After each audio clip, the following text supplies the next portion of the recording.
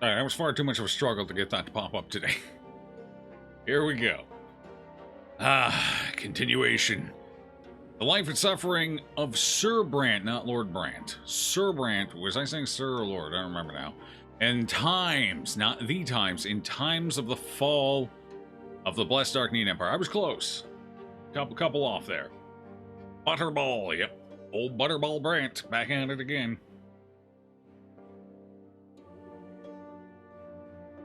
Okay, let's continue. Peacetime. A timely reappearance.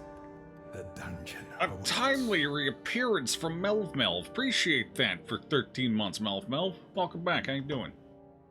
Cheers. All right. Continue. I think we get a recap of our youth here. Yep. All right. We're returning to. We'll do the recap here. You and Jean are returning to Anazant together. You listen to the spinning wheels of the carriage as it makes its way along the road. You see the land of Magra through the window, empty, desiccated by ancient magic. You are home, but you are no longer the boy who took this road to the capital 4 years ago. You are coming back a priest. Would your family ever have imagined that this would be the lot with which you would return? You will begin your service with the Inquisition in your home province. We are an Inquisitor. What are you drinking? It's, limoncello, sparkling water.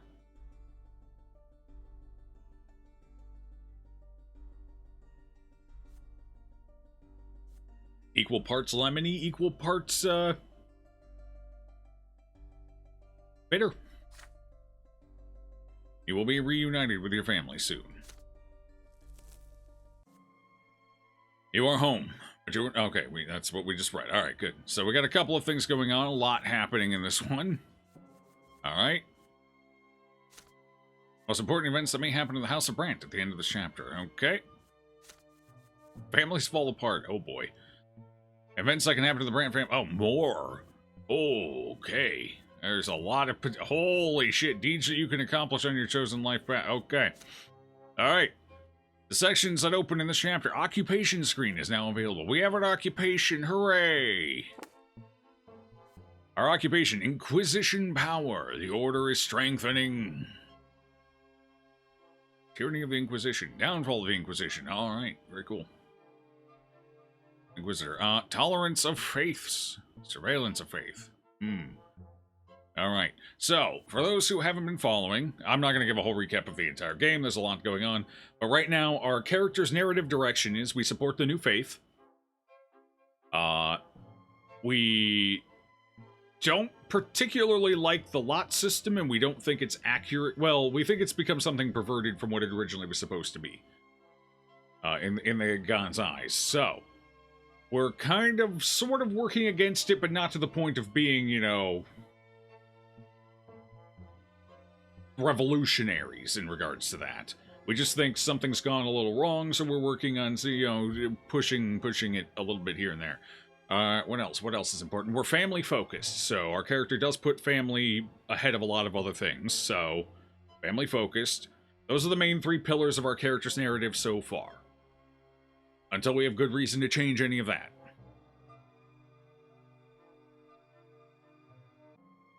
Well, that's where we are so far.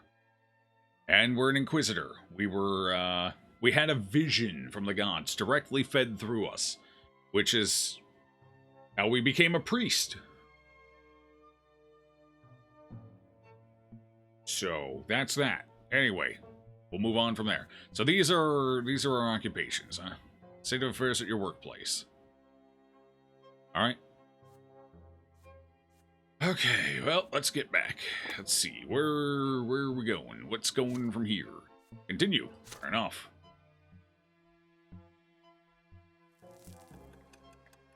So we're on designer drugs, pretty much, Mike.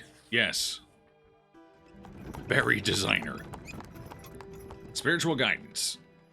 The air in the carriage is stuffy despite the blinds that shut out the sun. It will take time to get used to the heat again. The scorching days are followed by freezing nights, such is the desert in wintertime. Jean has changed drastically during her months away. You struggled to begin a conversation with her. In the end, she is the first to speak. It's time I told you of our mission in Enizant, Brother Butterball. Brother Butterball Brante. Hey, we got an alliteration. Brother Butterball Brante. We are the BBB of the Inquisition.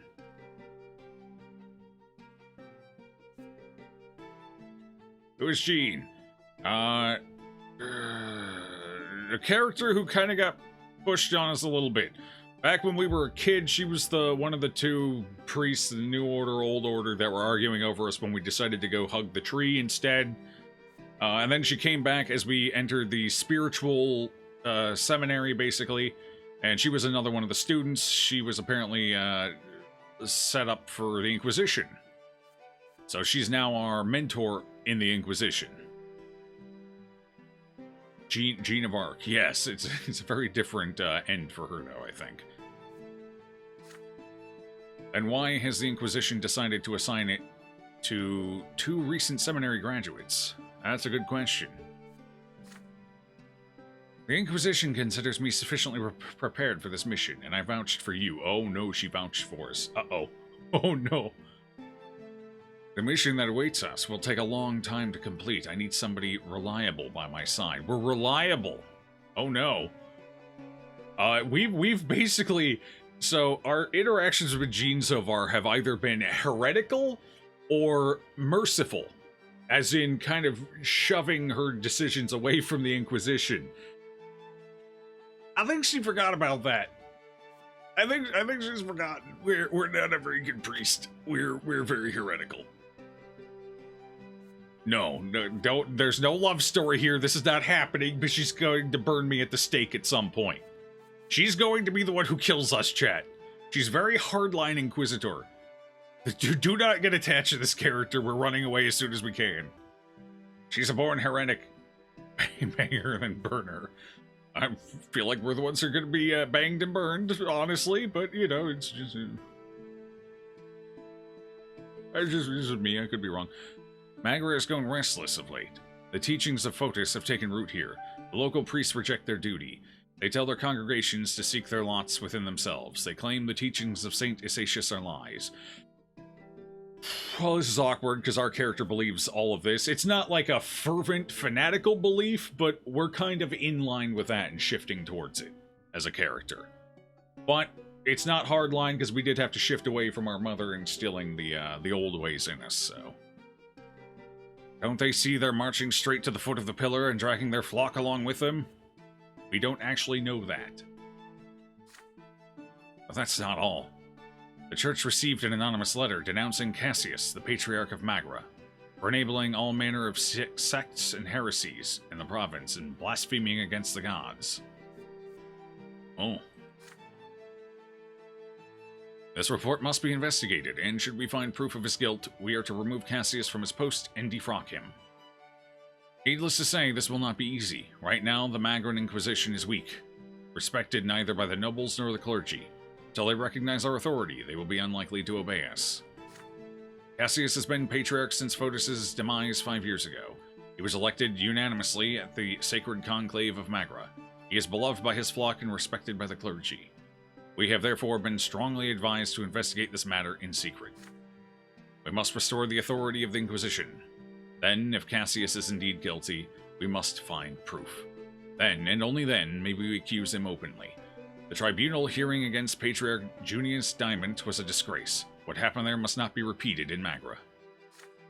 The Church has entrusted Inquisitor Ulrich with this case. We are expected to assist in his investigation however we can, and help protect Enizant against heresy. But I think we should be wary of him.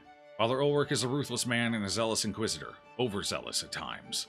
They say he has burned entire villages to the ground for the sake of the true faith.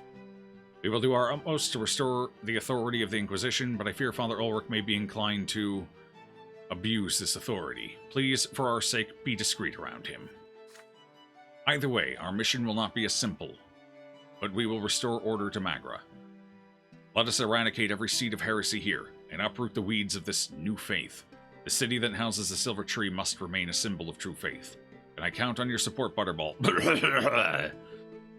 Oh, what do you mean? New faith. What are we missing? Oh, we don't have enough eloquence. Sorry. Well, okay, so normally we would vote on which option to choose, but only one of these fits our character narrative right now, so we'll evade the question. Yeah, 3-3. All right, chat's in with it anyway, so we're good.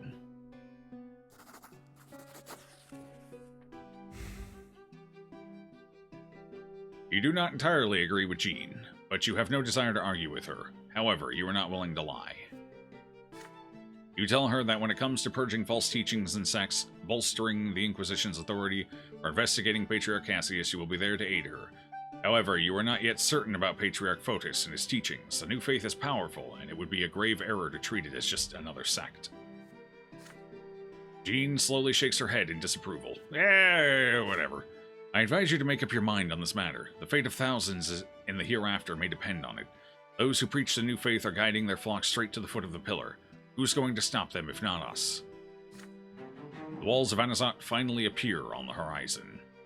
You will see them all very soon. Father, mother, your sister, your brothers. You will tell them about your life in the capital, and spend the night in your own room. You missed it so much in Eterna, and oh, how you missed your family. Coming home again at last. What a wonderful feeling. Alright, so we gained some willpower. We've capped out on willpower. We gotta spend some soon. Alright.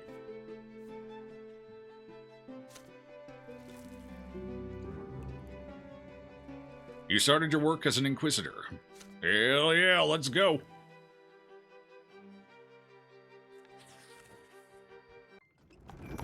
Alright, hold on. Let's take a quick look at the... Alright, what's going on with the house? Reputation is still kind of rough. Our reputation has actually gone down a bit. Wealth is okay. Unity is about... Actually, I think it might still be a little higher than when it started. I think we started at 4 or 5, so we're still up on that. Apparently our brother has turned into an asshole again. He became less of an asshole for a bit, and then became more of an asshole again. So, it's a tough one.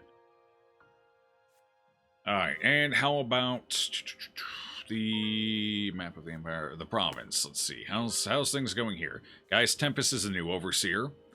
Cassius is a new patriarch. Okay. Struggle for power, church, schism. Okay. The wealth is still up. And order is actually higher than it was before. Interesting. Surprising, actually, considering what they said about it. But okay. Let's begin. Homecoming. The carriage stops.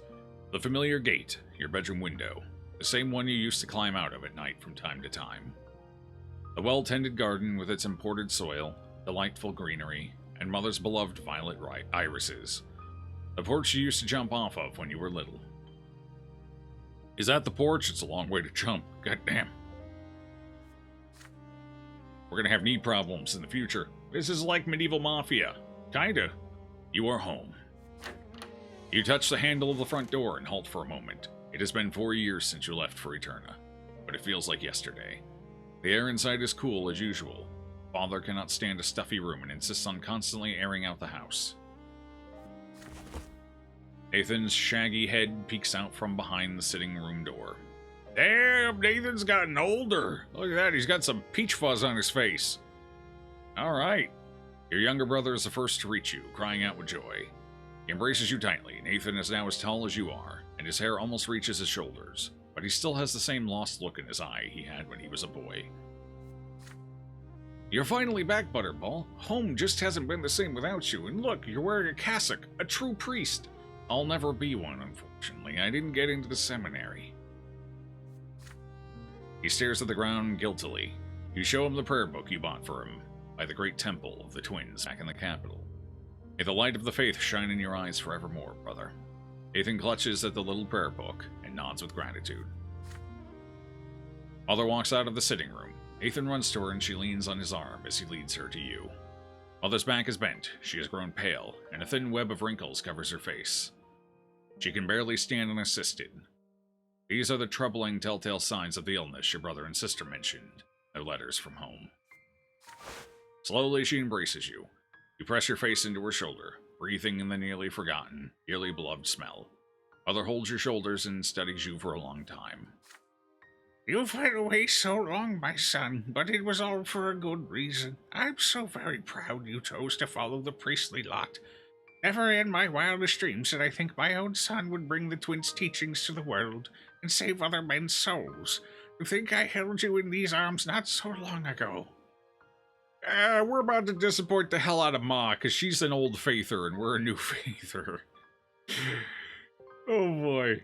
Well, maybe she'll be dead before she finds out and she won't have to live with that shame. Mother's arms are thinner now. They feel nearly weightless.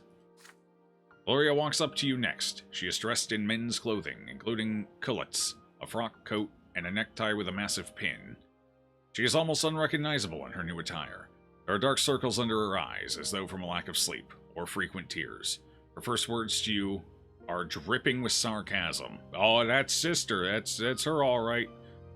All right, everyone's all grown up now.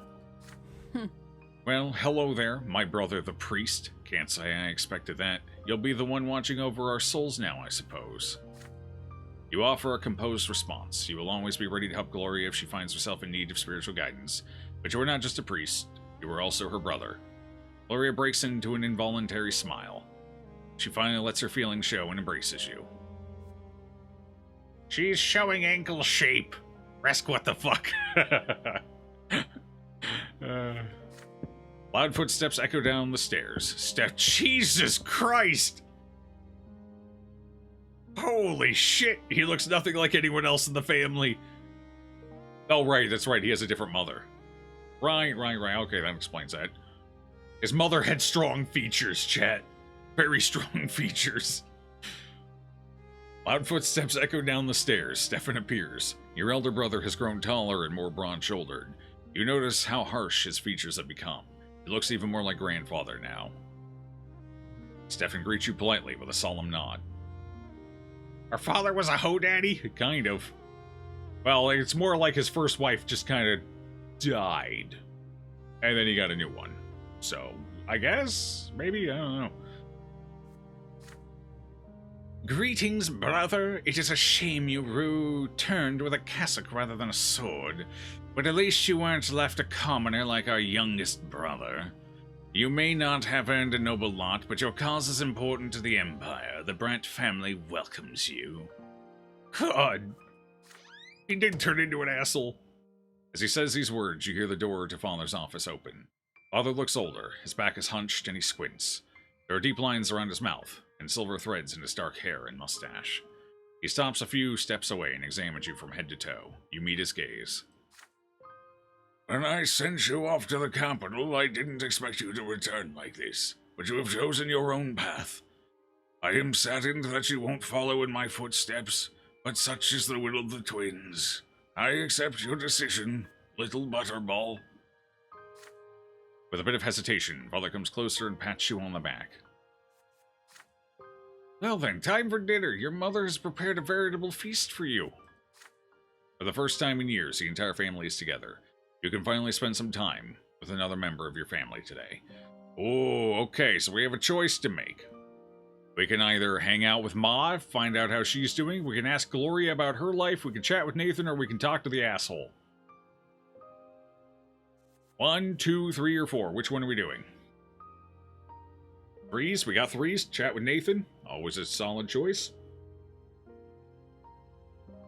Let's see. Where's our relationship status while people come up with their opinion? 4? Talk to the asshole. 3 is in the head so far, but let's take a look at our family. Okay. Oh, right. That's, yeah, there's the other mother. Yeah, there's the other one. Relations. Here we go. Is there specifically like a family house? No, there's no family. All right. Let's see. Where do we leave off, everyone? None of these are our family, though. Where the hell are our family relations? How the hell do I see that? Personality? Is it here? No. Oh, can we not see it? Oh, I have to click on. Okay. So, of the options here, Gloria is 2. There's been a little bit of a drop there. We were +4 with her for a while. One of them is mandatory just because we're away, and then another one is because we became a priest. Nathan is still maxed out. Stefan is 1. Go figure. Mother is +3. She actually gained 1 when we became a priest. And old Daddy Pooh is +2. But it looks like we did Nathan last time. True. But it looks like 3 takes it. Then 2, actually. Oh, never mind. It looks like 2 takes it. Alright, 2 will be the winner by 1. Ask Gloria about her life. But our brother needs guidance. It's fine. We gave him a book. Alright, we'll ask Gloria. Find out what has happened in your sister's life.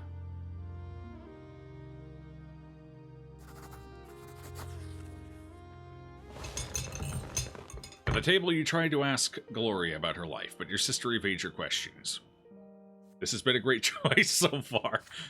I live, I suffer, I help around the house. I know my place, just like a low-born girl is supposed to.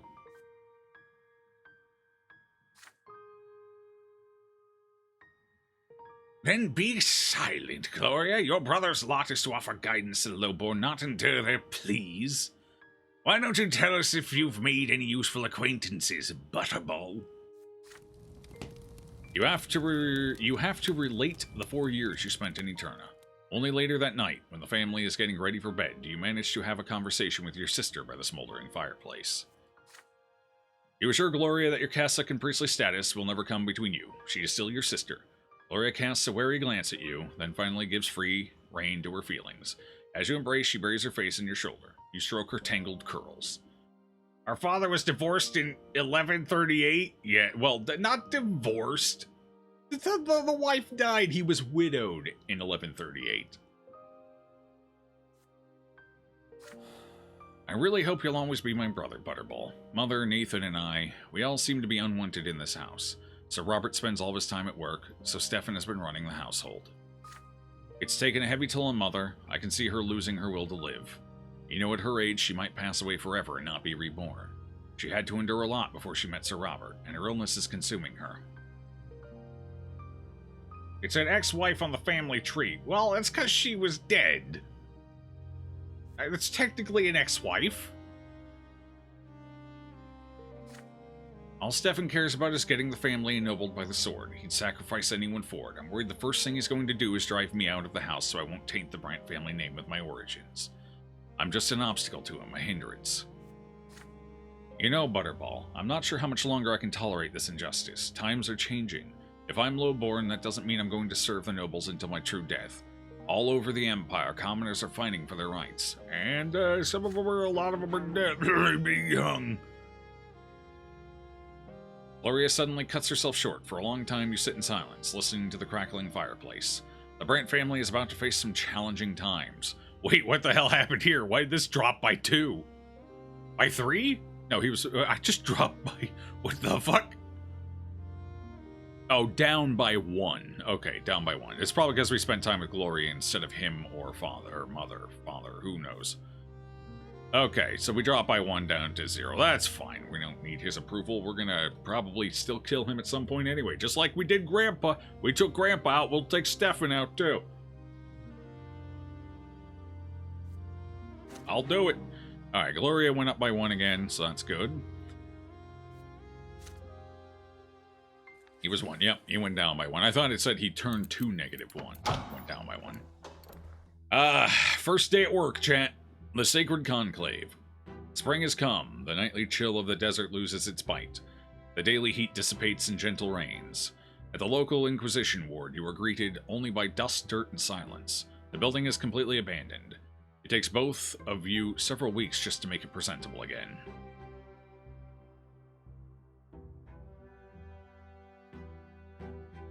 Wow, Joe shows his feelings on exes.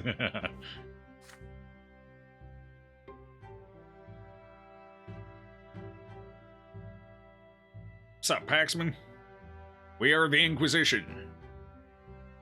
Ushering in the new faith. That's what happens. Alright, Father Ulrich is yet to arrive. You and Jean have kept your arrival a secret, but you cannot wait any longer. Today is a day when a sacred conclave must assemble in every province of the Empire. You will have to make your presence known to the brothers and sisters of the clergy and announce your mission to purge heresy and apostasy.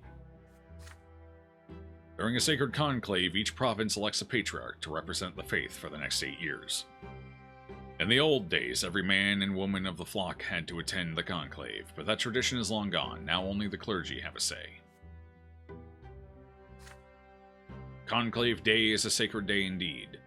On this day, the twins themselves descend, reside within the temples of the Empire.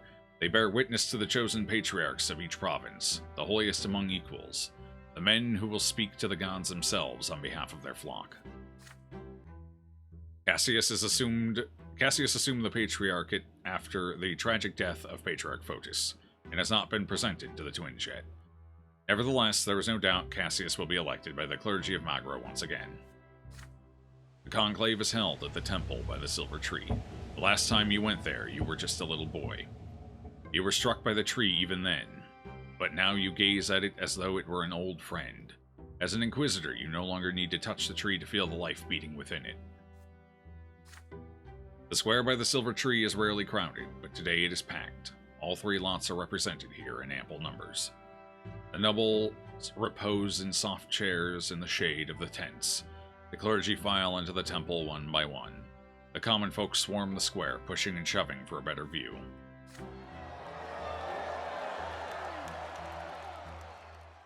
You hear cries of joy, a hum of approval, and applause. The common people do indeed favor Cassius.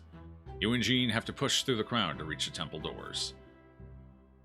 Nobody expects the Floridian Inquisition, nobody. Not even a little bit. Storms and alligators, yep. Those are our weapons of choice. And guns and Budweiser, also true.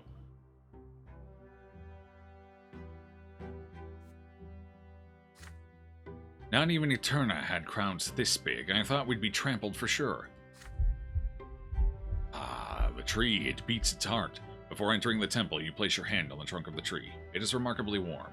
At least one thing is still the same. There are over 100 people in the temple. All the clergy of Magra are gathered here. From the abbots of the principal Magran temples to traveling preachers. Most wear the black robes of the old faith in the far corner of the hall. However, you see several priests of the new faith. Few in number and dressed in white. They keep to the side. You and Jean sit in the front row. The others eye you with curiosity and suspicion. You catch your names among the whispers that fill the temple. It seems your arrival was a secret to no one. There is so much fear in them, so much hatred. You think they're hiding something, or has someone poisoned their minds against our order? Well, you said it yourself, Ulrich burns an entire village on a whim. I feel like it's kind of fucking earned there, Genie. Maybe a little introspection is in order. The cheering of the crowd drowns out Jean's words. Patriarch Cassius is approaching, blessing the people around him as he crosses the square. The Patriarch enters the temple. The doors are locked behind him. The clamor grows quiet. Cassius has a pleasant look about him. A sturdy middle-aged man, he greets people with a soft, peaceful smile. Those gathered at the temple rise from the pews to greet the Patriarch. The priests in white cassocks are the last to rise. One of them, a priest of considerable age, catches your attention. You are struck by his clean-shaven face and the uncannily sharp look in his eye. The trim of his cassock is embroidered with gold, and his hand rests upon a long staff to help him stand. That is Father Lennart. He's been the abbot of this temple for over 20 years. I remember him as a wise and kindly man, but my sorrow for him knows no measure now, but as his teachings have clouded his mind.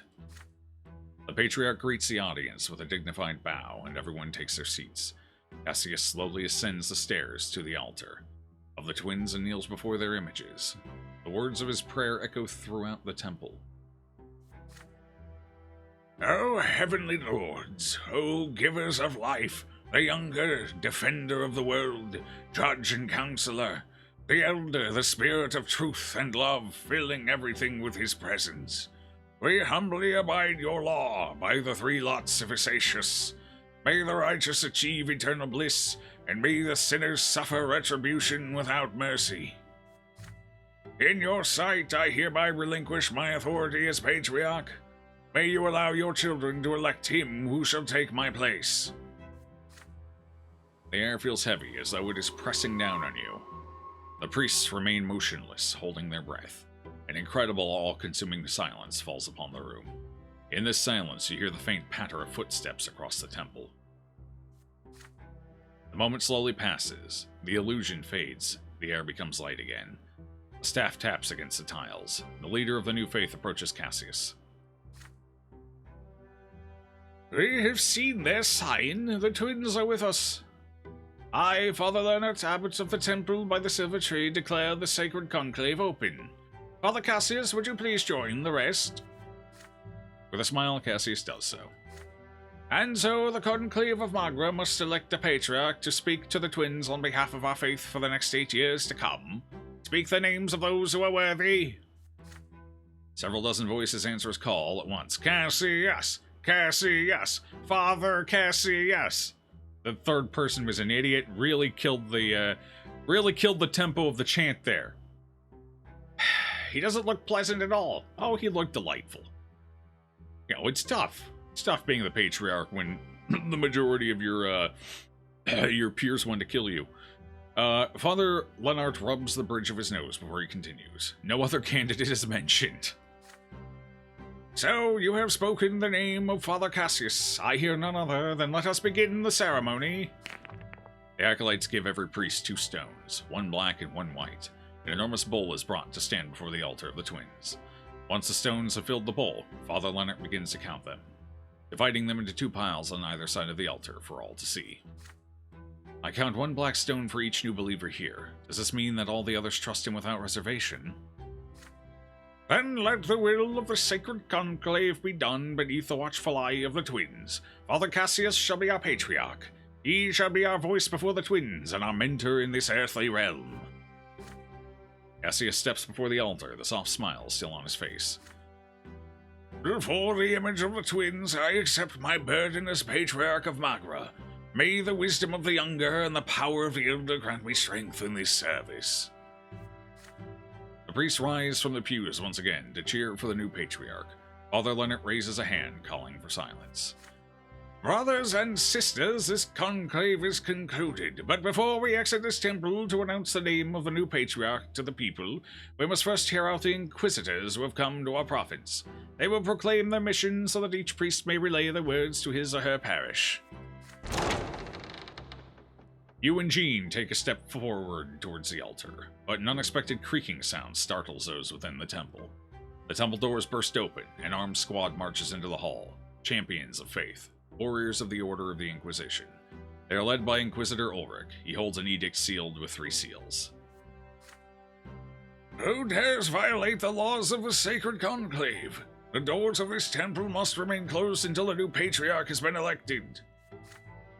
The patriarch's voice booms within the temple walls, as though the twins themselves share his indignation. And yet Inquisitor Ulrich only raises his eyebrows in response. But, Patriarch, the conclave has concluded, has it not?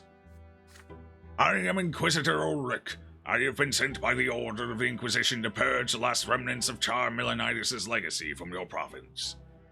Anyone insolent enough to stand in my way shall be branded an ally of the heretics and sentenced to true death.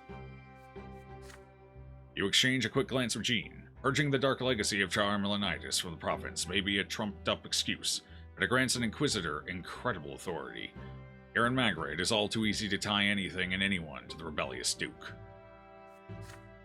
There are 2 other Inquisitors present here. I want their voices to be heard, not just by the members of the Conclave, but by the common people as well.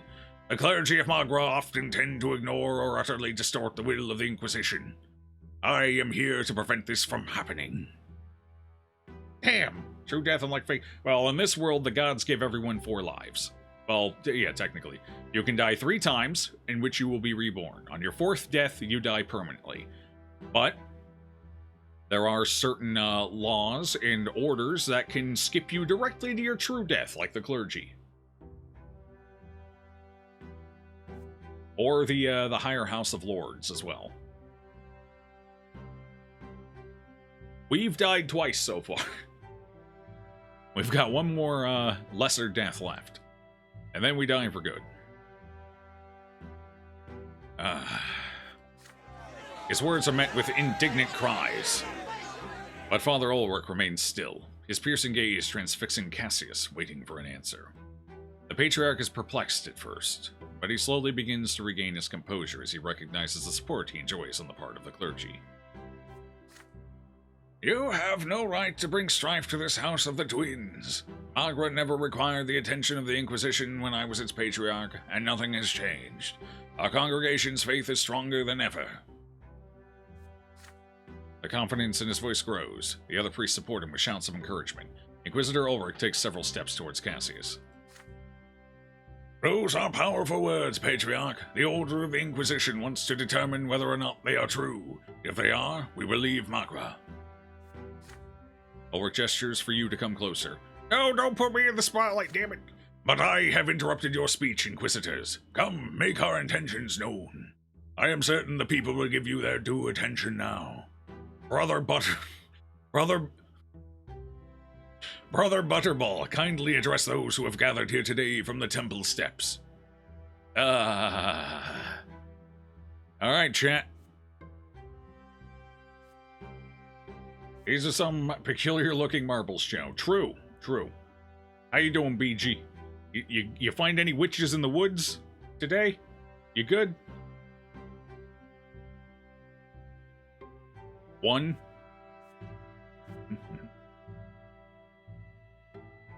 One so far. Cast your votes if you want. Either option 1 or option 2. Both of these are not entirely unreasonable for our character, so both are on the table. 1, 1, 2. Well, of course Mike wants to. He wants to fight the heretics. Wait, don't you want to be a heretic, Mike? I see chaos in you. I see it pulsing through your veins. J'accuse! Okay. Innocence proofs nothing. Oh no, sup, Alex? 2? Oh, geez, okay. 2 is overtaken.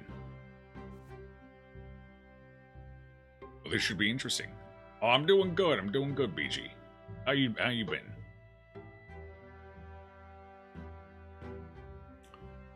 Alright.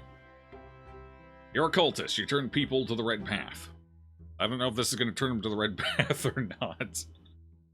Okay. It's a tie, Joe. Oh, is it a tie?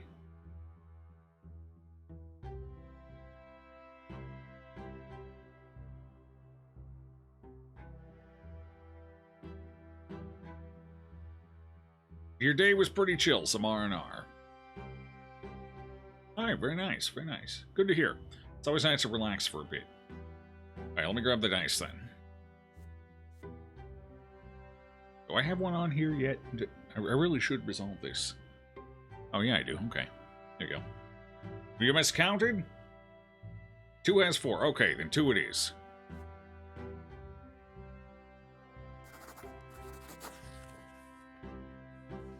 You stand on the steps of the temple. The crowd watches your face, distraught. The clergy stare at your back, wary and alert. It is as though the entire city has gathered to hear you speak. You proclaim that the Inquisition has come to Magra because this province is a boundless field in need of weeding. You are here to weed out all heresies and sects, all apostates, mages, and witches. Those whose faith is weak should expect no mercy from you. You will uproot their false doctrines and burn their sinful bodies at the stake. That's not exactly how I expected that to go, but alright. That might have been a weird choice for our character, actually. You hear murmurs among the crowd. They expected to hear the name of the new Patriarch, not a furious tirade. Patriarch Cassius steps out from behind you. He raises his arms to the sky to quell the growing discontent. But, to be fair, we do have to bide our time. We have to be careful. We don't want to get burned on the stake too early, as a new faither. Bide our time. Must be smart. My friends, this Inquisitor is young and zealous. His words may be harsh, but his intentions are laudable and virtuous. The Order wishes to weed out heresy, such as their calling. But we all know that we are free of sin. There are neither witches nor apostates among us. And now, good Inquisitors, excuse me while I announce the conclusion of the conclave to my flock. You breathe a sigh of relief only when you return to the Inquisition ward. Both Jean and Ulrich are clearly pleased with your speech. I am not. I was told to act as your mentor. The first thing I will tell you is this. Always remain just, as resolute and steadfast as you were today. We are the servants of the twins. We are their shield, their sword of punishment. Remember this, and cast away all fear and indecision. Inquisitor Brant, you reminded the sinners of Magra that retribution is inevitable. Every man and woman in this province should know that the Inquisition will pursue all heresy relentlessly. There is no punishment we cannot employ to crush the apostates. You two will handle the affairs of the Order while I investigate the Patriarch's schemes. Dismissed. Alright, well, if nothing else, this at least gives us, puts us a little bit above suspicion within our own Order, which we might be able to use that in the future. Alright, fair enough. Yeah.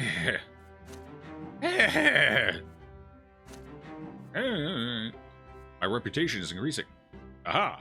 Oh, this is family reputation. Oh, look at that. We're back up to modest position. I've done it. What's up, Lave? How's it going? We need him for the new faith. Cassius is a witch. I don't know if Cassius is new faith. They're setting Cassius up for something, but I don't know if he's new faith or if he's one of the lotless. If you guys remember, when we were in seminary, we went to that very heretical meeting in that cellar, where it was all about worshipping oneself, the nihilists, basically. You only get one life to live, there is no afterlife.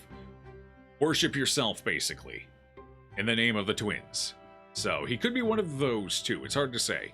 They're setting him up for something, I'm not sure what yet, though. There's a couple of directions this could go. He could be like us, kind of a snake in the grass for the new faith, it's hard to say. The clergy re-elected Cassius as the Patriarch of Magra. Finished Darkwood and Turnip Boy last night. Hell yeah. Turn him into new faith and gain a new flock. Quite possibly. We just gotta be careful not to push too far into the Inquisition. Otherwise, no one's gonna listen to us. You come back home. Alright, a reception at the Brant residence. Okay. You come back home after a short stroll through the city. As soon as you set foot in the house, you are greeted by Stefan, who invites you to have a talk in Father's office. When you enter the room, Father has a heap of letters in front of him and is signing them one after another. Son, Stefan and I must discuss an important matter with you. While you were in the capital, our family formally petitioned the Overseer to grant us the nobility of the sword. We have 3 generations of noble blood already. We have the right to make our nobility hereditary. Your grandfather took the first steps towards the nobility of the sword as soon as Stefan was born, and now we are on the brink of becoming the Elbrants. If Overseer Gaius Tempest and the nobles of the province deem us worthy, we will receive a hereditary title. All nobles of the Brant family will remain noble forever, as will their descendants. Ooh, that could play beneficially for us if we pull that off. You should play Turnip Boy, commits tax evasion.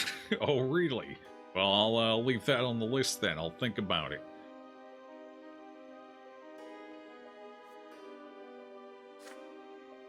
Father and I do our utmost to maintain the family's position, but our goal can be reached only if our reputation remains unblemished in the eyes of high society. The nobility is watching our every step. Father lays a hand on your shoulder. Now, this is your cause too. The future of our family depends on it. We need an estimable reputation and wealth. Everyone bearing the name of Brant affects it. Remember that with every action you take, Butterball. Uh-oh. You will have to appear before Anazar's high society. We're going to host a reception for the nobility at our home soon. You must uphold the honor of our family, brother. You'll relate the news from Eterna to our guests and present yourself in a favorable light. With Stefan at the helm. Scrub, scrub, scrub. With Stefan at the helm, the entire family spends a full week preparing for the majestic reception. The house is flooded with decorations and new tableware. Delicacies are cooking in the kitchen, round the clock, and the napkins now bear an embroidered oak branch in chains. The Brant family crest. Oh, is that our... Oh, yeah, that is our crest, yeah. Okay. Gloria is the only one to neglect the common cause. Were it up to me, I wouldn't be seen at this hypocritical gathering. But I don't want to let Sir Robert down. He's the only reason I plan to stay for the event. The evening of the reception has come. Dignified conversations and the clinking of glasses fill the house. Among your guests are many highborn, powerful people. Your father and Stefan dance from guest to guest, making sure no one is overlooked. It's pretty fun, kind of short. All right. Kind of short's not necessarily a bad thing. One stream, humor's great. I'll have to put that on the list for if I need some filler. Augustine L. Bourne. Ah, young Butterball, how splendid to see you. Whoa, so what was your time in the capital like?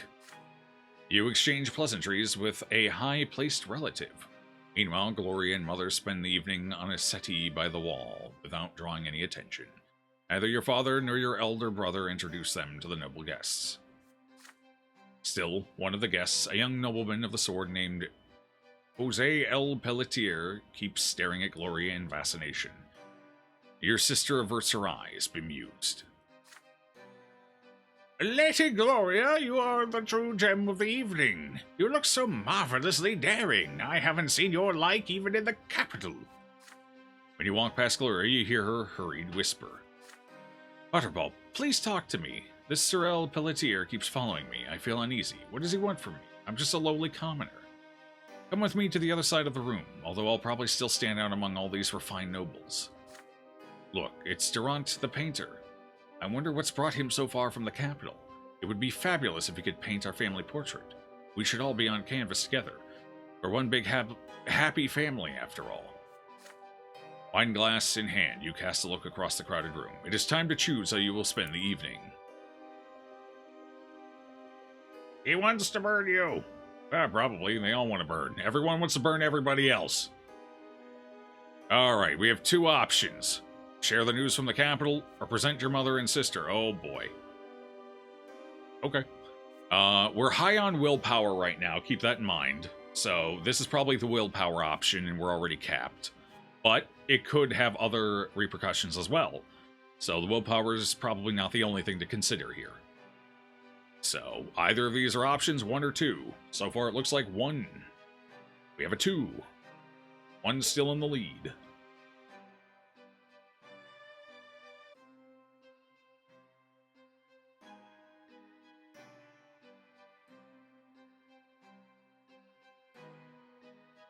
Oh, we have a tie, 1 and 2.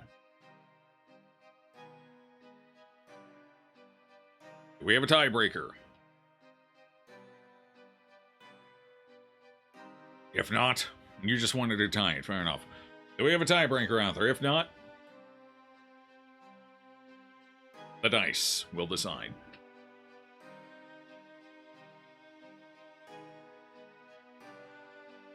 Okay. Even, so that's head option number 1. Share the news from the capital.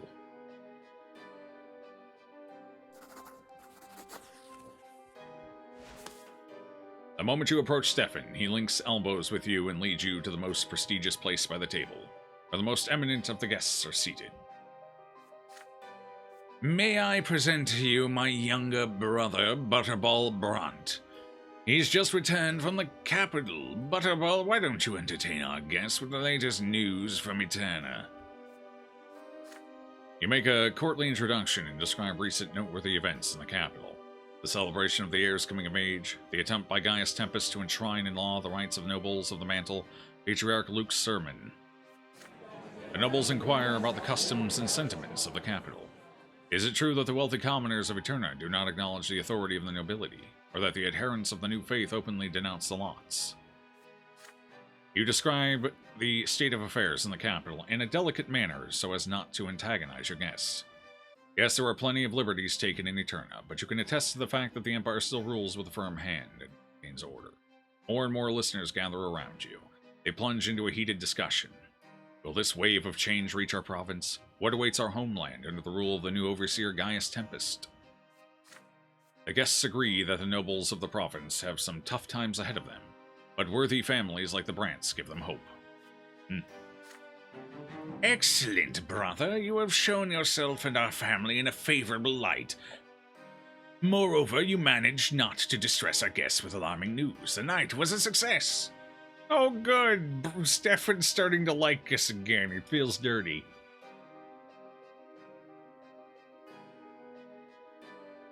Great sermon, yeah. What the fuck? That is a big ear panda. Okay. Alright, terrifying. I'm currently horrified. Oh god, it gets worse.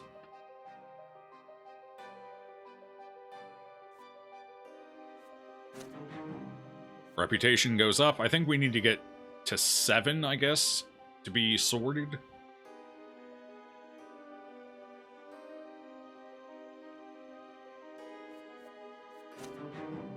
Hey, our diplomacy increased. Our manipulation went up. Interesting. Unexpected. We're almost up to Canny. Cool. Can he do it? Nobody knows.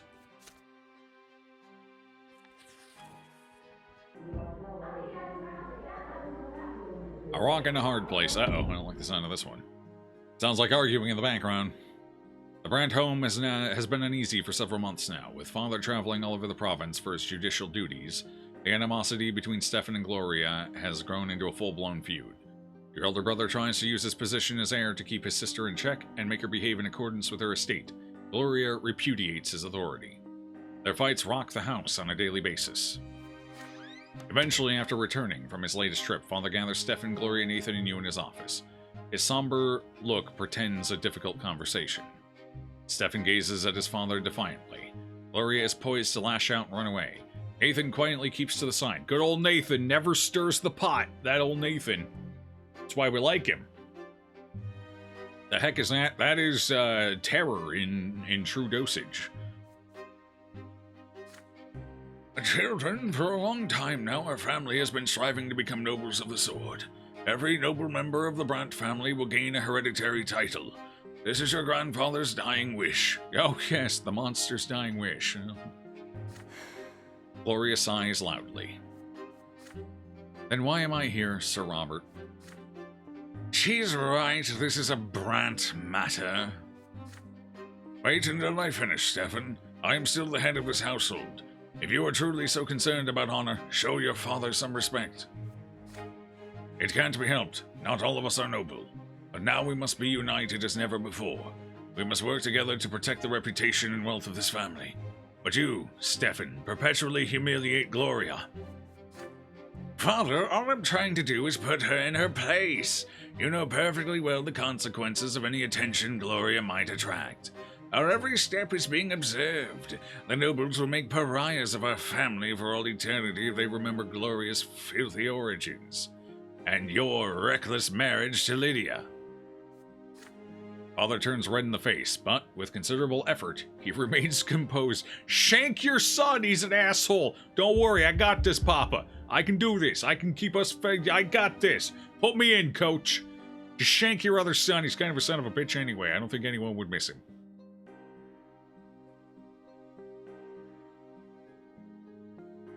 Yeah, see, Sin's on board. Sin's got the sword ready to go and everything.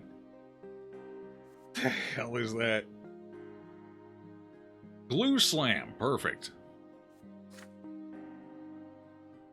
That is so.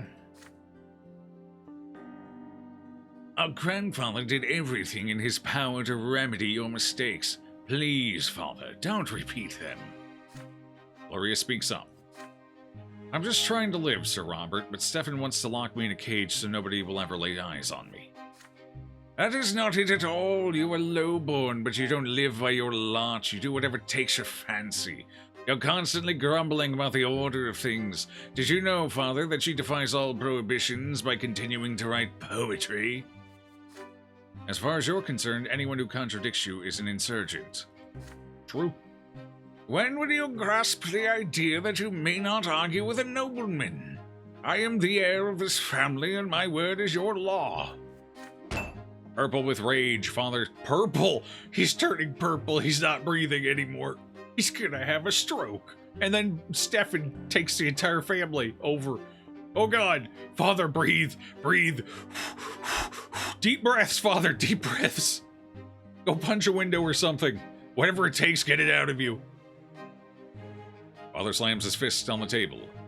It is rare to see him so furious. Both your elder brother and sister instantly fall silent, frightened. Nathan shrinks into a corner. Good old Nathan never causes any trouble. You almost broke your keyboard today over online chess. Were you playing feverishly, or did the chess make you pee and you almost hit your keyboard? Yeah, I how do you almost break your keyboard playing online chess? Nathan will kill you all. No. Nathan's a good fella. Nathan's a good one. Hold your tongues, both of you. Let Butterball speak. He has witnessed your quarrels. He should know best which of you is in the right. Alright, what are our options here? Send Gloria to Valona. What the hell's Valona? Trip somewhere far away. Okay. Anyway, we can either side with Stefan, which our character would definitely not do. We can defend Gloria, or we can send Gloria to Valona. So our options are 2 or 3 here. Vote 2 or 3. I'm going ahead and gonna say 1 is probably against our character. So 2 or 3. Appeal to poor little... Why can't we appeal to Nathan? What are we missing here? Oh, our theology is not quite high enough. A shame. Alright, so 2. 2. That's a lot of 2s. 2s are taking it. 3s are a little behind, but could catch up. Anyone else have a say in this matter?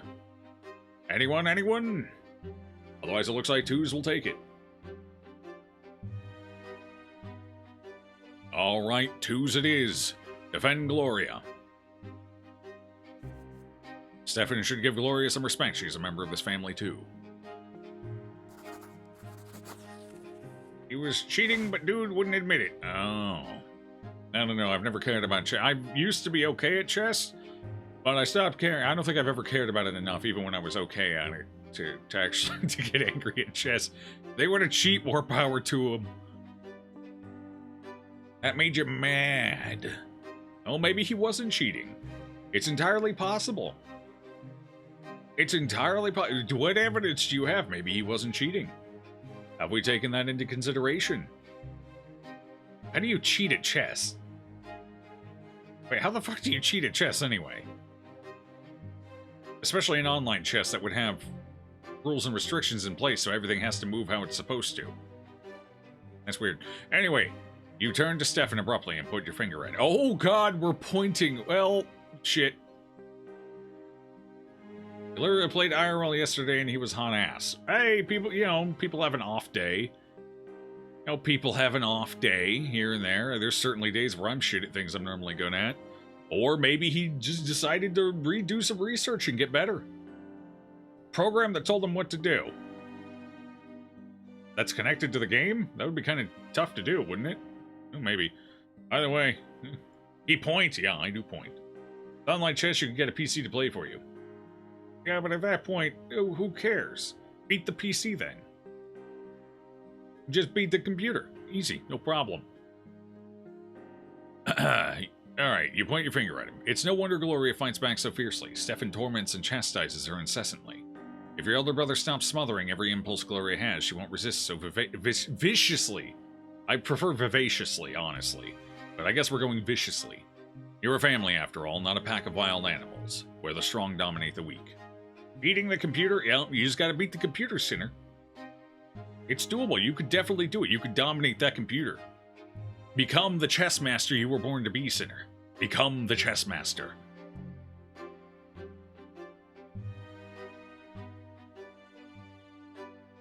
What do you mean? What? Kasparov did it after losing the first time. True. Kasparov came back and defeated that computer. You can defeat that computer too. Or maybe your friend or whoever just got better at the game. It does happen. Maybe he looked up some openings and some counter openings and shit like that and actually learned how to play the game. Beating a PC on insane difficulty ain't that easy. Hey, it can be done. It's time to step up and get good. Yeah, exactly. Let this loss motivate you. True, become the champion. Alright, so next. Are you blaming me for her escapades, Butterball? Me, who selflessly labors to preserve her family name? This is outrageous. Father, will you really heed to his advice? Purple with rage, Stefan clenches his fist. Everyone's turning purple in this family. Maybe we have a long history of strokes. I'm pretty sure that is what killed Grandpa, so maybe. Father rises from his seat, eyeing his eldest son gloomily. Oh no! Gloomily.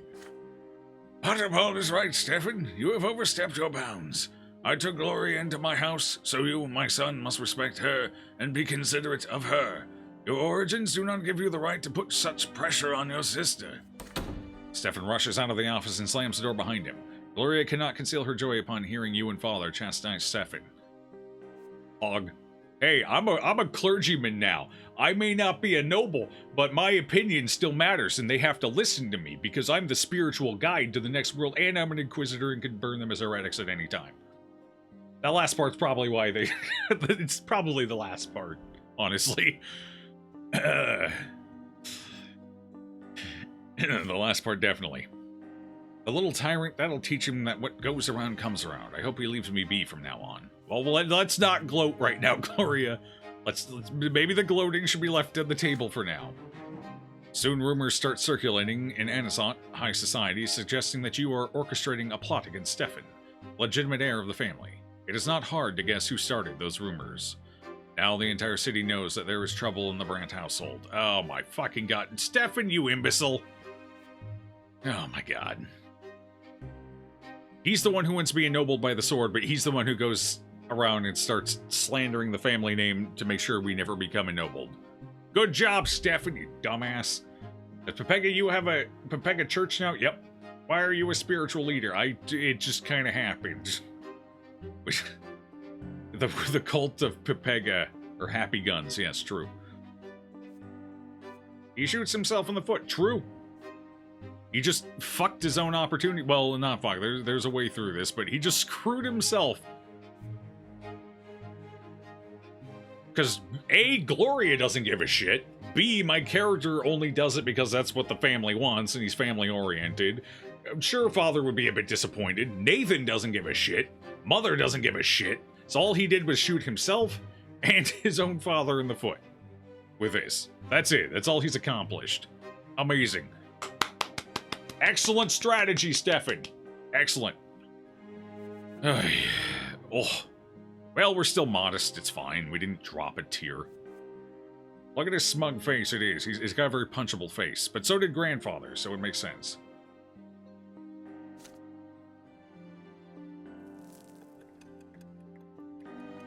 How many events do we have here? Quite a few, actually. The Archduke and the Overseer. Two powerful lords have been struggling for power in Magra for over 2 years now.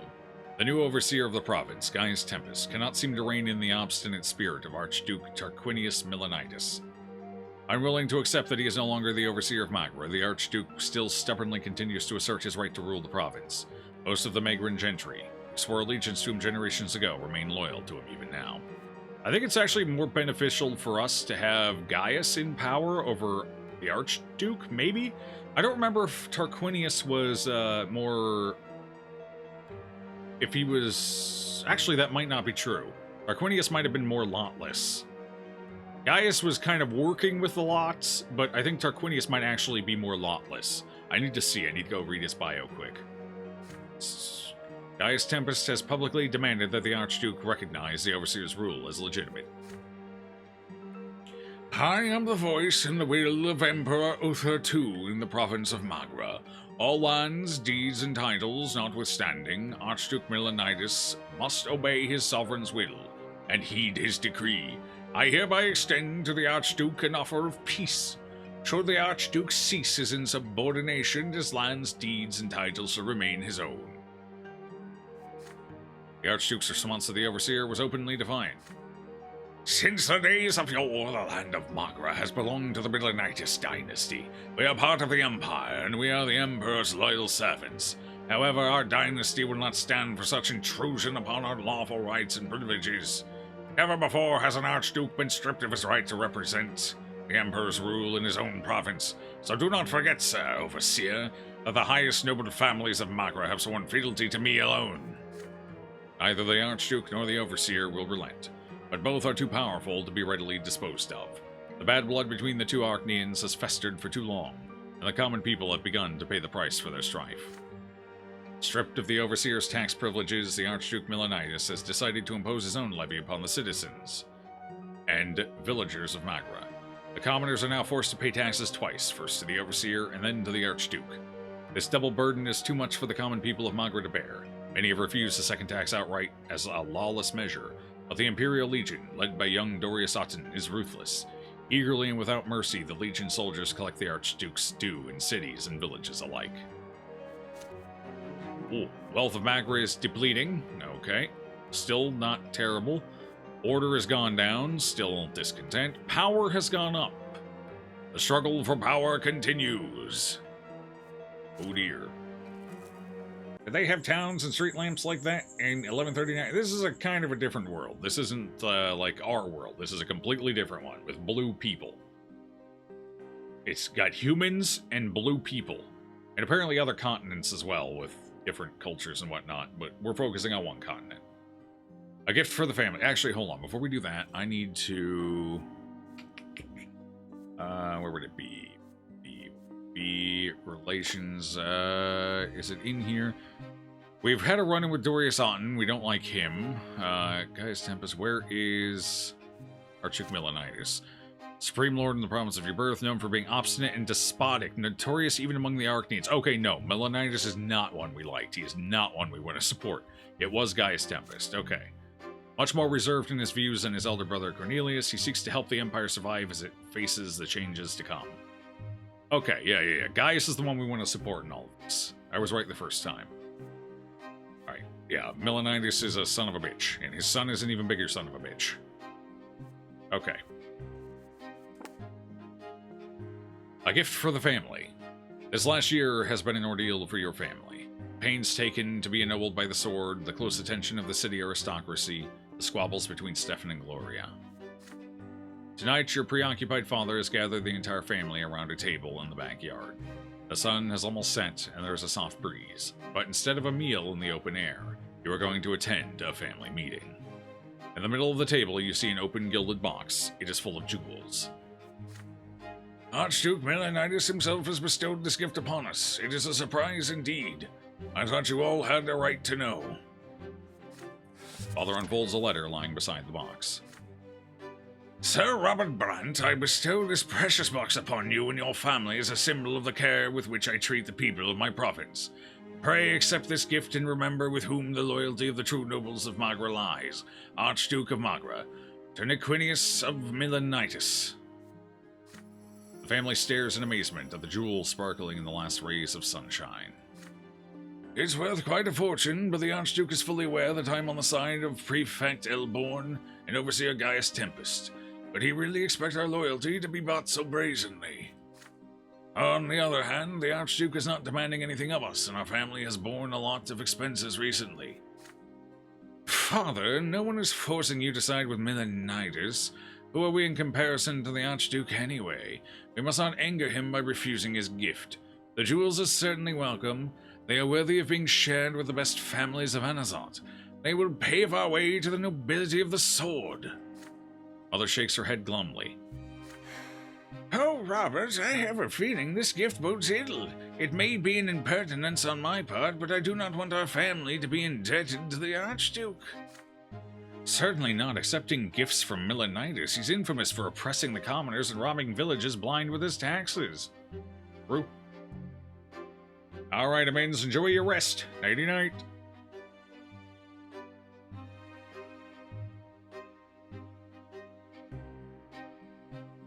Anyone following the Olympics? I have not been following much. I haven't had time. This isn't your decision, Gloria. It's a matter of our family's honor and reputation. Please don't start bickering again. Let Butterball say what he thinks we should do with this gift. You are the center of attention now. Your vote will be the deciding factor. Well, we have one option. My relations with Stefan are too low for that one. My relations with Robert Brante are too low with that one, so all we can choose is sell the jewels. You accept the jewels from the Archduke in order to sell them for a good price. Jesus. Well, this is not the option I would take. The option I would have taken is decline the gift. But apparently, for some reason, we need to be in good standing with Robert in order to decline, I guess, to influence him. Alright, kind of makes sense. Alright, so I guess we're selling him. The Archduke is gone, there's room for a new one. True. Romania got a gold medal. Congratulations, Romania. Good to hear. You speak. You insist that the Archduke's jewels should not be declined, but they must not be given away either. Your family treasury needs an infusion of cash. The family's wealth is as important in the eyes of society as its noble reputation. I don't know, Butterball. Money comes and goes, but our family honor is here to stay. You object, reminding him that, in your own lifetime, the family has already fallen out of favor and risen again. For the nobles, a family's reputation is just another form of currency. Is there truly nothing more important than money and reputation? Archduke Milanitis is a villain like no other. Our family ought to stay away from him. True, but I didn't have that choice. Simmer down, Gloria. I agree with Butterball. Let it be so. I'll send a note to the Archduke expressing our humblest gratitude, but I'll also point out that I don't mean to change sides. I still serve my prefect and my overseer. In the meantime, Butterball will see to the family coffers. You promptly take the precious box and go inside to start taking an inventory of the jewels. Other Gloria and Nathan follow you with forlorn looks. What do you mean Nathan's looking at me forlornly? He's like, whatever Butterball says, he's the spiritual leader of the family now.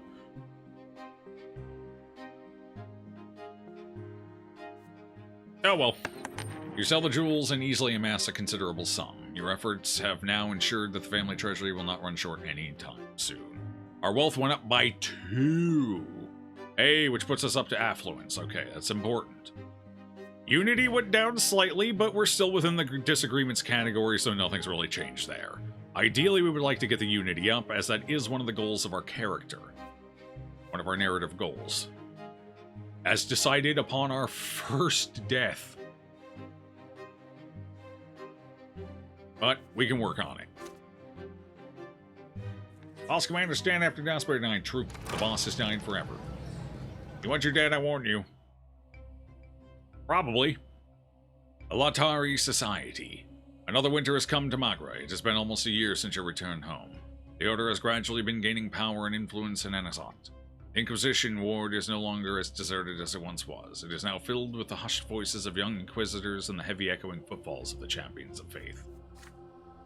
You and Jean are only assigned cases of low importance. Inquisitor Ulrich has taken it upon himself to investigate all cases related to Patriarch Cassius personally. Rarely, if ever, does Ulrich ask the two of you for assistance, but today, of all days, unexpectedly, he has requested a word with you.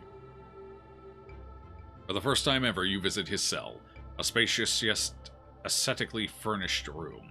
Ulrich is sitting on a plain-looking stool behind a humble desk when you enter. A lash hangs on the wall across from you. There is a disturbing air about it.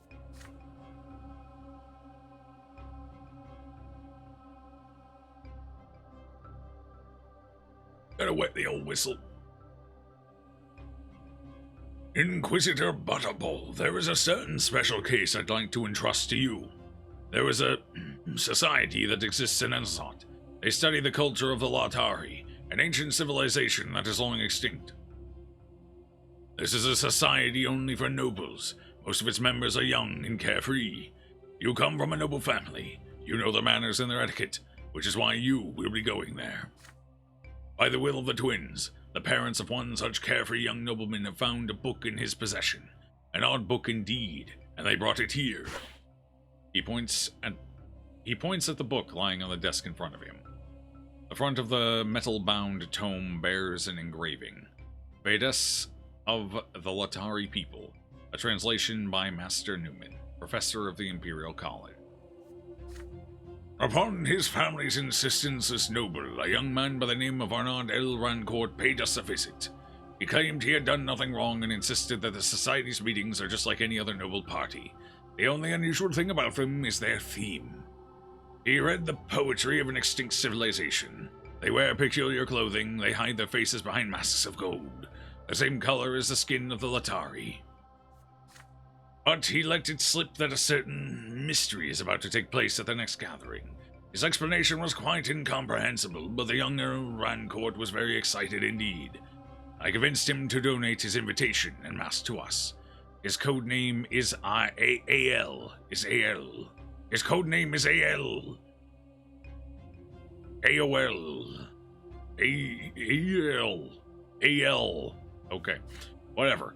This society has not gained much popularity just yet, but they must have a patron of considerable influence. What if Patriarch Cassius is the one behind it, and the society is what we've been warned about? One way or another, we must arrest the heretics and make Cassius pay for allowing such a sect to exist.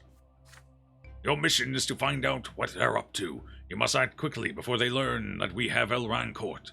My squad of champions of faith will follow you. They will assist you in rounding up the apostates. You nod. At last, you finally have an important case to investigate. The irony here is that this is an approved subject to study and apparently write about in, the Noble Society back in Eterna, as that is where the college is located. So Ulrich is taking very strong, very questionable steps here. Just figured I'd point that out. You recall the history books you read and studied long ago.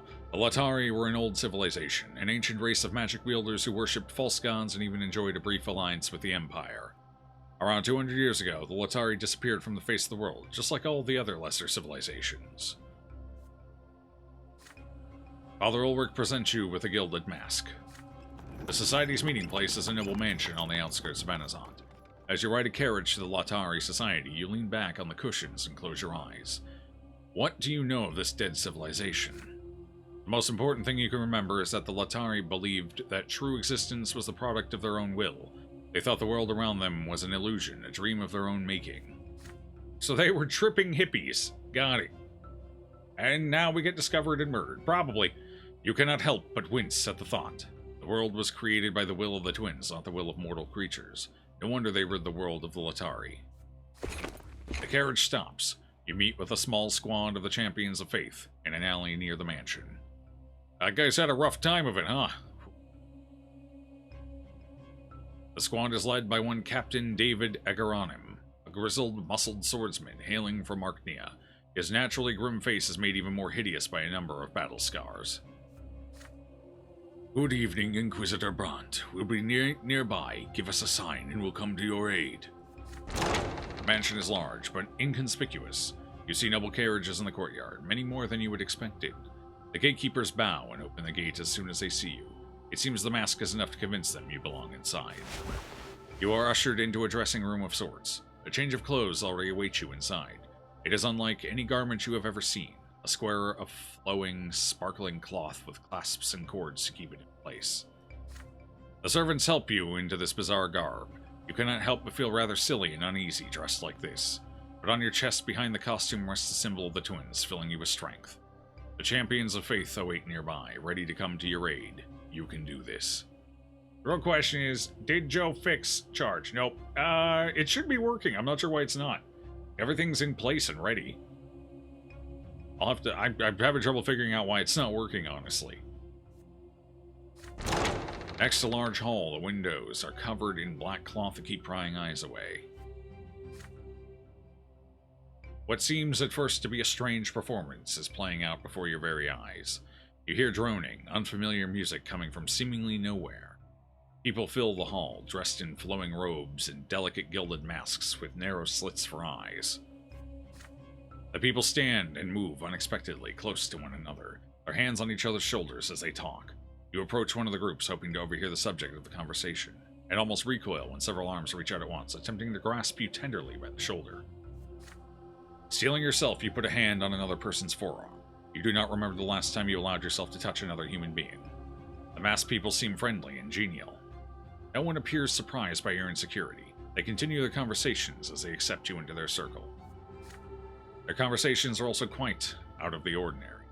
You hear unfamiliar names, names that could belong to legendary heroes of the Latari, or people here who have taken them as secret identities. You hear references to books you do not know, and the emotions these people felt while reading them. You listen as though in a dream. You hear several voices singing in a distant corner of the room. There are no lyrics to the song. Each voice maintains its own note. Together they form a tender, softly aching melody. The circle of people next to yours begins to move in a strange, slow dance. Their movements are unlike any dance you know. Their intertwined arms become an embrace, and that embrace then becomes intertwined arms yet again. It's like one of those little balls where you can stretch it out, and then shrink it, and then or a really weird game of Twister.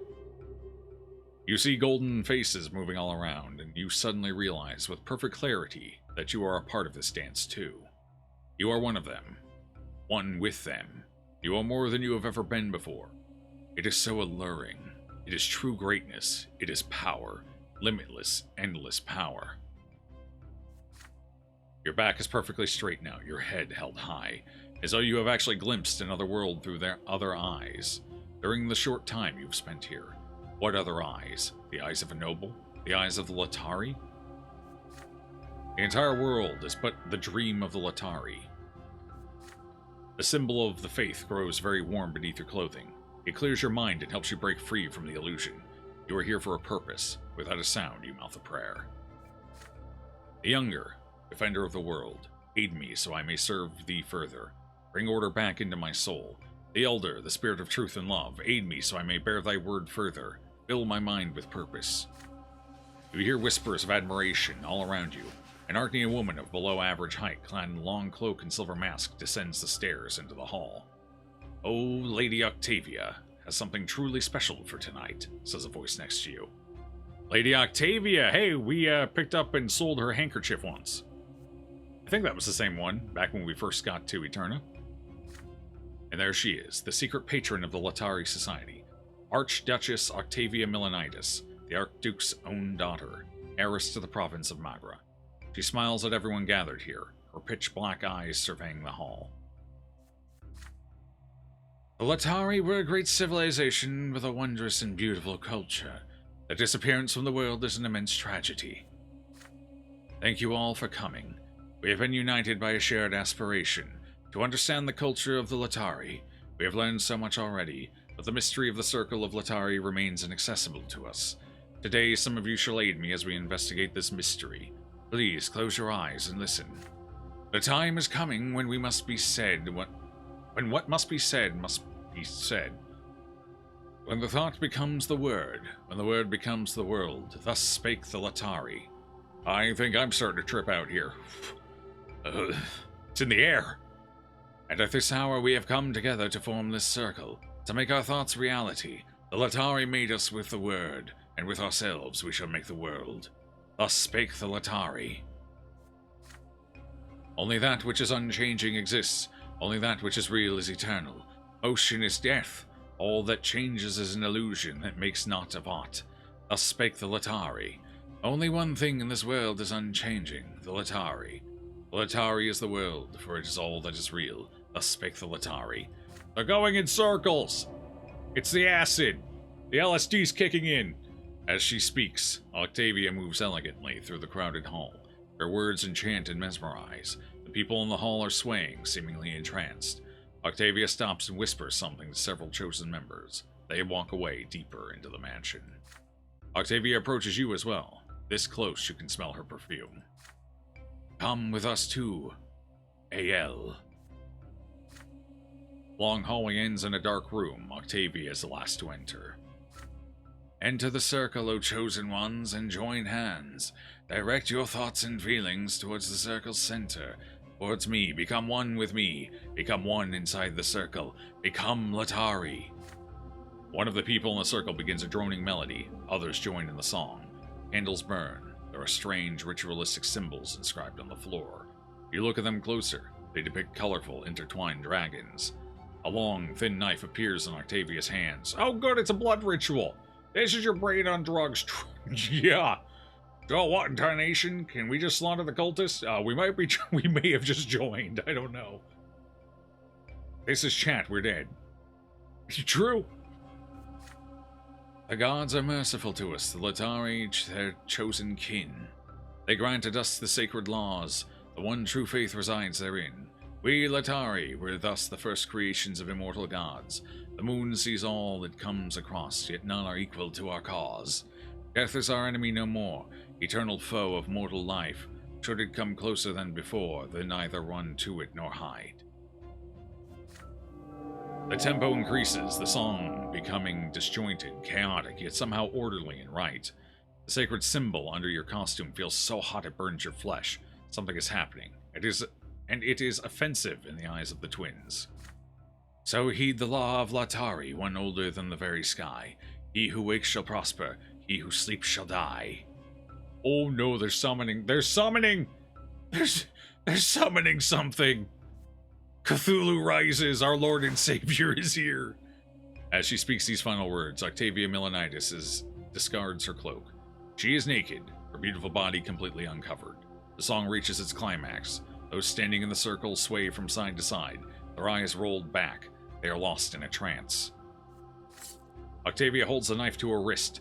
She pierces the skin, then makes a long cut along her arm.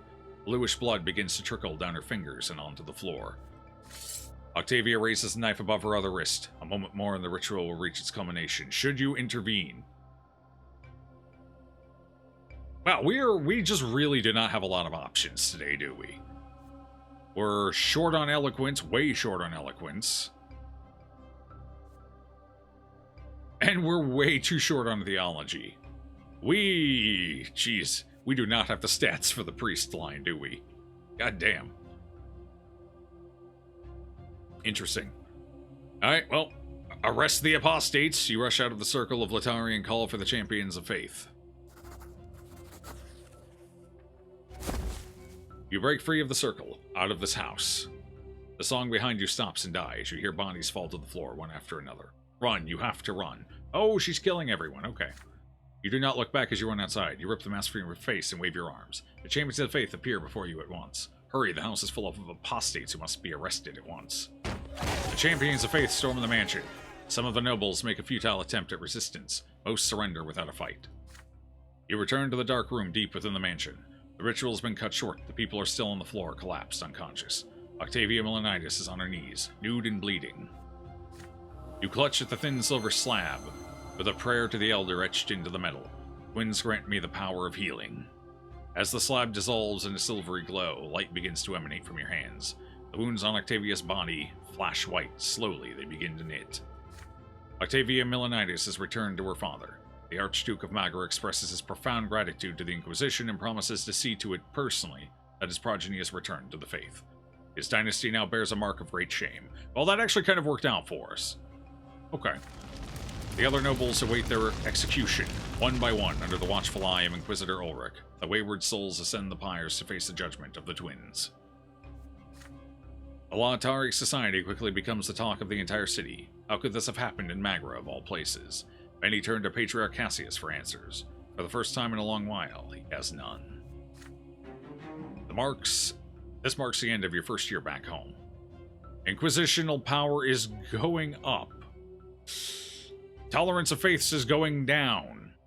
Ooh, that's not ideal. That actually works against us, but that's weird. Because technically our character is of the new faith, and the new faith definitely disagrees with what just happened. So, I mean, alright. It's kind of weird that the new faith is also tied to all the other lesser faiths around, but I guess it kind of makes sense. I don't know if I like it, but that is what it is. So, there we go. Oh, our theology went up. At least we gained a relative stat point. Hopefully we can get that up a little bit so we can actually make more choices. We kind of got stonewalled by our very neutral, middling stats. Night is falling over Anazat. The stifling heat gives way to an eagerly anticipated freshness. After a day at work, you stroll home at a leisurely pace. You turn down a side street that you have known since you were a little boy. It is as if your legs are acting of their own accord, bringing you to the place of your childhood. Play, the remnants of the wooden fort. So much has changed since the days when you used to play here with your little friends. Engrossed in your memories, at first you fail to notice that you are not alone here. A tall figure in the uniform of a Legion officer approaches you. You see unruly brown hair and a twinkle in his eye. It is Thomas. Now that's a surprise. Hi, Brant. Fancy running into you the moment I'm back in town. You grew up well. Your childhood friend puts his arms around you. Our battalion got transferred here recently. We're under the command of the Magra Legion now. I'm keeping the peace and maintaining order in my very own province. Well, why don't we catch up? Let me buy you dinner. We'll have a little chat. Remember the old days. Thomas cuts himself short. You suddenly notice how much older he looks. His face has become sharper and rougher, and his eyes are filled with exhaustion rather than their usual mischievous sparkle. Being an adult sucks. I should warn you, though, Butterball. I ain't the best company nowadays. I've managed to get myself some powerful enemies already. I'm a friend who could taint your good name, so if you'd rather not be seen with me, well, I understand. The smile on his face starts to fade. We have no options. Oh, we're bound by friendships. That's right. So this one, yeah, this we knew would come back to us. You aren't about to miss a chance to spend some time with your old friend, no matter what kind of dangers. And true, and this is technically the option we would take, so makes sense. You give Thomas your hand. You shake hands firmly. Have dinner. Oh, I'm going. I'll have the filet mignon. Or the... Actually, no, fuck it. I want fried clams. Screw the filet mignon. So you haven't forgotten our old friend, Brant? That's the way it ought to be. Well, come on then. Oh, your old friend. Yeah. You go to a tavern, reminiscing about... Music's popping tonight. Must have got a live band. You go to a tavern, reminiscing about your childhood antics on these very streets along the way. You choose a table in the far corner of the tavern. Thomas orders a bottle of good wine and some food. You talk about your latest case, about your first years back in Amazon. You share family news, your quest to become nobles of the sword, the quarrels between your elder brother and sister, your mother's health. Thomas nods with concern. Sounds like you've had some tough times. Your family's always been different. Mine, on the other hand, is the same as it ever was. My pa's always in his workshop and my ma's always doing chores. But look at me, I came home a service-class nobleman. Although it doesn't bring me much joy anymore. Thomas is suddenly grim. You ask your old friend to share his troubles with you. He quickly glances around the room and lowers his voice. Well, I'm a captain in the Magran Legion. Now, and who's our commander? His Excellency Dorius Otten. That's right, I serve under the very same Archnian whose toes I stepped on back in Eterna. And you better believe he remembers me. I'm afraid things are gonna end real bad. But hey, I'll figure it out somehow. Don't trouble yourself over it. Apart from that, well, it's the usual service. We impose order in uppity towns and villages, protect the province, that sort of thing. And we run drills all day long, obviously. If you only knew how sick I am of them barracks, Butterball. I've thought about starting a family. My mom keeps telling me to find a nice girl to marry. She says it's high time I got hitched. It is completely dark, and you are still talking. Finally, Thomas remembers that his parents are waiting for him. You get up from the table, leaving some dirty dishes and quite a few empty bottles behind. On your way out, you catch a glimpse of a nondescript figure following you to the door. As you walk alongside Thomas through your home neighborhood, you keep glancing over your shoulder, but the shadow that was following you has disappeared. You reach your street and stop for a while in the semi-darkness between your family homes, just as you used to all those years ago. Bye, Brant. I hardly ever come to Anazant these days. Our battalion is always on the march all over the province, but twins willing, we'll see each other again real soon. You advise your friend to safeguard his every life. Alright. My reputation is dropped for that. Tarnished honor. Well, whatever. You advise your friend to safeguard his every life. Okay. Our willpower went up. We are so fucking capped on willpower, but we can't use any willpower options. We've gained like 20 extra willpower. In the shadow of the tree, as the Archduke and Overseer fight for power in Magra, the common people bear the brunt of their conflict. Incensed speeches begin to fill the city. The temple by the White Tree seems to be the only place in the city free from the endless talk of taxation. Today, the worshippers in the temple are few, all of them poor people from nearby districts. Some thank the twins for the peace they have brought to the world. Some beg for a sign from above. One little boy is on his knees praying for prosperity. He has yet to learn that it is an error to rely on the twins' aid even as you pray. For they are not our servants, but the rulers of this world. Okay. You approach the altar, bow your head, and whisper a prayer for unity in the Brant home. O Elder, the spirit of truth and love, I thank thee for my family. Aid them and let them abide in peace and tolerance. Though our woes may hide the gift of thy love, may we never refuse thy bounty. To your sorrow, the strife in your family home has proven to be far worse than you had expected from the letters. You never thought the quarrels between Gloria and Stefan would go this far. The temple gradually fills with people as noon approaches. Midday is the hour of the sermon. A priest steps up to the altar, leaning on a staff. The trim of his white cassock is embroidered with gold. He bears a book at his side entitled Lives of the Twins. It is rarely quoted even among religious scholars. Most of the faithful rely on the teachings of Asatius. You recognize this man from the Sacred Conclave, Abbot Leonard. Brothers and sisters, today I shall speak of the new faith, of its nature and its meaning. Many among you already know it in your hearts, but I seek to find the words to help you understand it with your minds. For our hearts and minds alike forever seek the path to the twins. We have all known the doctrines of the old belief and the teachings of Asatius since childhood. Prophet Asatius, who lived more than 1,000 years ago, wrote that the twins granted us all the 3 lots to govern us. And 3 lots there are, one for each estate of the empire, nobles, commoners, and priests. And so, more than 1,000 years, we have lived by these lots, by the teachings of Asatius. For it is said that as you follow your lot, you are brought closer to the twins. And after the true death that awaits us all, at the end of that path we shall be brought to the peak of the Shining Pillar. But now I implore you to look at the blessed Archnean Empire. What was it like during the time of Asatius, and what is it like now? Nowadays no commoner may live by the sweat of his brow alone. In his home and his trade, even a commoner must lead and rule. And what of the nobles? Their lot commands them to fight, but where will they fight, if the blessed Archnean Empire now extends from sea to shining sea, when all her enemies are gone? Lots of Asatius were once our path to the twins, but now they have become our shackles. Can you ever reach the peak if you walk a path that is impassable? The law that Asatius gave cannot say. The old belief has no more answers for us, only questions. I have been a priest for over 30 years, and every day I have considered this question and found no answers. That is, until our mentor Photis appeared. Photis said he who breaks beneath the burden of his lot should be guilty of the worst sin of all, the sin of rejecting the twins. Is this how we are to reach the peak of the pillar? Is this what the twins want from us?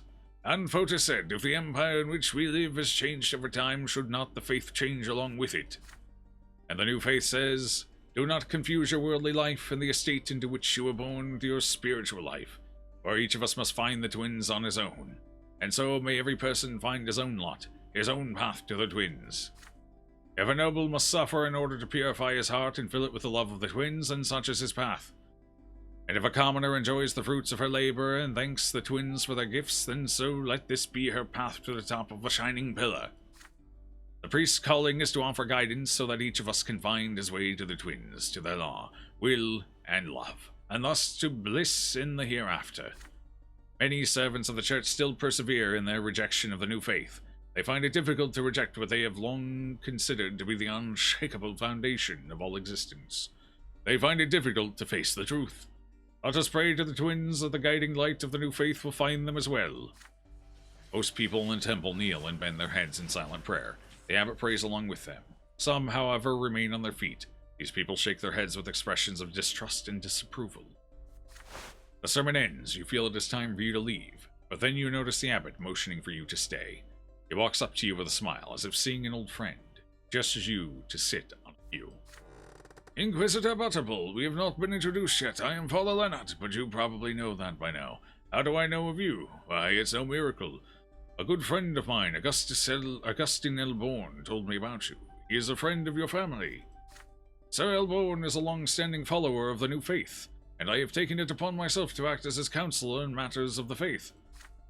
That is certainly good to know, but what does Abbot Leonard want from you? I am aware that the Inquisition has come to Magra to investigate a report against Patriarch Cassius. I am aware of this because I was the one who wrote the report. You stare at the abbot in surprise. What could possibly have motivated him to do this? You see, the Patriarch and I have known each other for many years. We used to engage in debates quite often on the nature of the twins, on the teachings of Asatius and Photis, on the paths that serve to guide people to the peak. For all those years, matters such as these were of great concern to Cassius. He used to remember the purpose of his service at all times. He used to truly care for people. But now, something has changed him. As he is now, all Cassius desires is power. His sermons are filled with lies and pretense. He has gained the support of the old believers, and now he accuses us of apostasy and heresy against the twins. But in truth, he serves the twins no longer. Our opinions often differed, but my most recent conversation with Cassius left me terrified. I expected him to accuse the new faith once again of straying from the true path to the peak, But the Patriarch suddenly questioned the importance of guiding people to the twins at all. Yep, he's one of the nihilists, I think. The Patriarch of Magra, of all people, told me this, Butterball, the man who addresses the twins in the name of the entire congregation, the man who must be the embodiment of purity and virtue for his flock. I wrote my report and sent it to the Order immediately after we spoke. I'm glad to see you got here so quickly. But if you ever find the proof of my words, what will you do? What awaits Magra if the sacred tribunal of the Inquisition condemns Cassius? You may have noticed the delicate situation in our province by now. Magra is the birthplace of the new faith, and many worshippers have been eager to take the teachings of Photis to heart, and yet the priests of Magra remain deeply bound by the old traditions. Can you imagine the chasm of misunderstanding that now separates the clergy from their flock? And yet, should Patriarch Cassius be cast out of the faith, the conclave will most likely elect another ardent old believer in his place. The gulf between the clergy and the fold, the old faith and the present day, it will only grow deeper. It is my opinion, however, that there is another way out, which is why I must beg you for your aid. Tell me, if you may, what is the foundation of every faith and belief? It's not books or rituals or temples, it's people. Our church has forgotten this, but it is the people who must choose the guide they will follow to the shining pillar.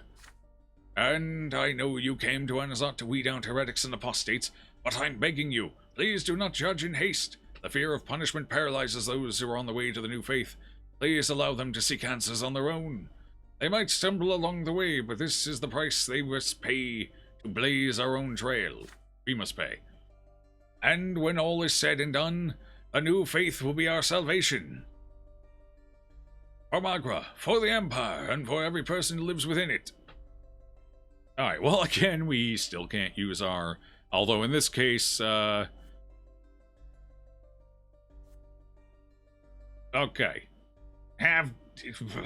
So, this one I'm going to go ahead and just, because this is our character's narrative, so we're going with one, and I know there's some rabble-rousers out there that would pick two.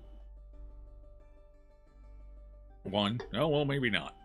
Just kidding. One is technically our character's narrative and goal. Well, sort of. Not an exact match, but close enough. Gotta have some consistency with this character. Well, one is the leading answer anyway, so here we go. Two for the time. God damn it. In the shadow of the tree. Okay. You see a kernel of truth in Father Lennett's words. If you grant people the opportunity to seek the peak of the pillar on their own, they will be able to form a new church and find new faith in the twins. And this new faith will not be imposed upon them, but will come from their own hearts. You promise to show mercy to those who seek their own path to the elder and the younger. You promise to help the new faith grow stronger and find answers where the old faith could not. When it comes to electing a new patriarch, it must be done by the people and not the clergy, who are entrenched in antiquated, outdated tradition. Father Leonard smiles and offers you his hand. Thank you, brother. May the truth reveal itself to you. May it fill you. You look at him intently. After a long pause, you tell him the truth is to follow the path of the twins with a pure purpose and an open heart. They need nothing more, and neither do you. Okay, a promise is made. Huzzah! Finally moving in the right direction here. You promise to the abbot to defend the teachings of a new faith. Okie dokie.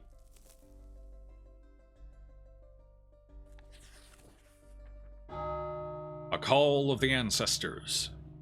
Today is a big day for the Brante family. The day your family line started. The day when you remember all your ancestors. Tonight, everyone who bears the name Brante must descend into the family crypt to keep vigil by the tombs. This is the time to surrender yourself to your ancestors and hear their will. Oh good, we get to hear from Grandpa again. The entire family prepares for the event in silence. Stefan has been choosing his apparel since morning, praying anxiously under his breath all the while. The air has a special place in the family vigil. Even Mother is planning to go with you, though Father tries to talk her out of it. Lydia, I beg of you, stay home. You are far too weak for an all-night vigil in the crypt. Gloria, would you be so kind as to stay with your mother, since you cannot join us anyway? Gloria answers in a muffled voice. As you wish, Sir Robert. The late Sir Gregor would only be enraged to see Mother there. We all remember how their last encounter ended with a stroke. Father nods curtly, avoiding Gloria's gaze. But at that moment, your attention is drawn to a noise in the foyer. Nathan staggers through the door, stumbling over his own feet. He reeks of cheap wine and filth. Oh, Nathan! I'm not late, am I? Everyone gazes him in consternation. Nathan almost falls into Mother's and Gloria's arms. Distressed, they fuss over him. Stefan eyes his youngest brother coldly. I expect nothing more of you, Nathan. Why even speak of duty to your family when you can't even manage to live by the commoner's lot? Go lie down in the pantry and stay out of our sight. Father, Butterball, it's time, let's go. Alongside Father and Stefan, you descend into the family crypt. You cannot help but remember paying your last respects to your grandfather 9 years ago. You light the lamps. Dim, eerie flames illuminate the shrine. In the middle of it stands a magnificent stone tomb containing the long-decayed remains of Gregor Brante. You take your places around the crypt and kneel. The all-night vigil has begun. At first, your ancestors remain silent. Each of you is left with their own thoughts. Then a low murmur passes around you. The shadows in the corners of the room deepen. The voices grow stronger. You know that the ancestors of Gregor Brante, long-forgotten commoners whom you never knew, are trying to talk to you. But now a memory of them has come to life in the darkness of the crypt. They are pleading for something, demanding it of you, calling out to you, screaming. Finally, you all hear that painfully familiar, deep, imperious voice echo from the far end of the chamber. It's been a long time since I've seen you all. I hope you bear good tidings. All this time I've been waiting for you to fulfill my mission. Remember, as long as I am in your blood, I will give you no peace. I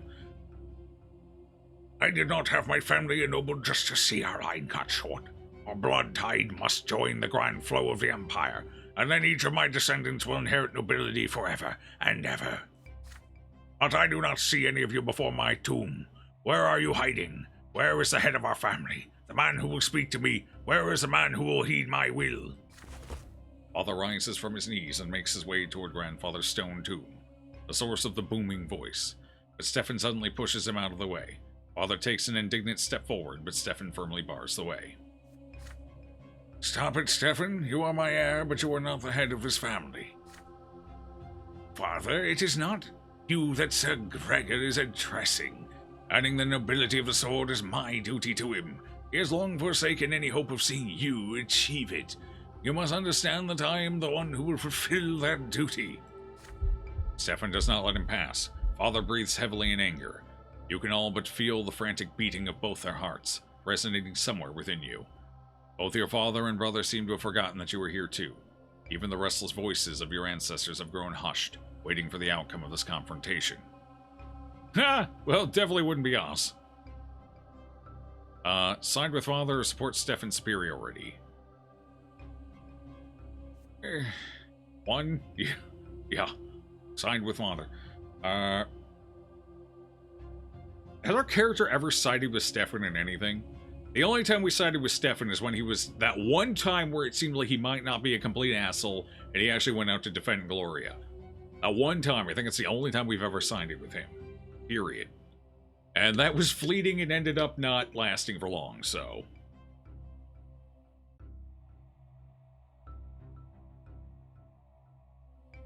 One it is. Robert Brante remains the head of the family.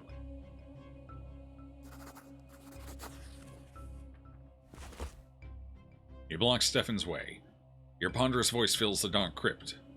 You demand that your brother step back. Beaten, defeated.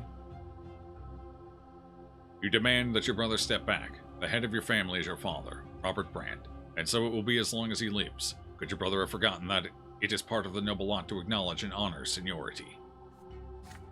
Your father is the man who must hear and accept your ancestors' will. Stefan tries to maintain his composure, but even in the dark you can see his face twitch. Brother, you don't understand. I'm not defying father's seniority, but I am the man who bears this duty to our grandfather. I cannot remain a mere witness while the future of our blood tide runs through our fingers. You resolutely push your brother to one side. Whether he wants to or not, he will give way to the head of the family. Father catches his breath and approaches grandfather's tomb. So it is you, Robert. Have you come to disappoint me yet again? Stefan is right. I have not put my hopes in you for quite some time. If anyone would lead the Brante family to glory, it would be my grandson. Stefan clenches his fists and whispers something to himself. I am doing my utmost, Father. We are closer to becoming nobles of the sword than ever before. The Overseer looks upon us with favor. Just a couple more years and your dream will come true. This must be your dream too, Rabbit. But you still cater to your foundlings, Lydia and Gloria, risking a permanent blemish upon the Brante name, my name. Dead though I may be, my will lives on. Heed it at last. Get rid of that trollop, Gloria, and devote yourself to your true family. Otherwise, you will lead our family to shame and ruin. Father hesitates for a moment. No, Father, this is impossible. Even if I must defy your will, I am responsible for Gloria. My honor and my conscience will not allow me to do what you demand. You must accept this, or keep on fighting me for all eternity. The voice of your deceased ancestor fades away. He seems to have left this realm, but then his voice suddenly booms from the other side of the crypt. Stefan, you are the heir of this family. Your duty by blood is to earn us a place in eternity. Do not take after your spineless father. Do what must be done. Cleanse our family of wickedness. Oh dear, that's, we might be killing Stefan soon. Stefan is shivering. He replies in an unsteady voice. But, Gloria, I can't. Stefan checks himself. I will do my duty to my family. Sir Gregor, whatever the price, I will pay it. The crypt is completely silent once more. You are alone again. You see tears glistening on Stefan's face. Without uttering a word, he goes outside. Father clasps his arms firmly around you. You feel him let out a sigh of sorrow and relief. The vigil is over. Hey! Hey! Oh, that increased our unity. Well, yeah, okay, yeah, I guess so. Siding with Stefan decreases unity. Siding against Stefan, or decreases. Siding against Stefan increases unity, basically. Because it gets everyone else in the family on the same page. So Stefan is the odd duck here. We must reach peace in the family. We're so close. So close. Peace is our main goal. That was our goal from our first lesser death. So we gotta hit 7.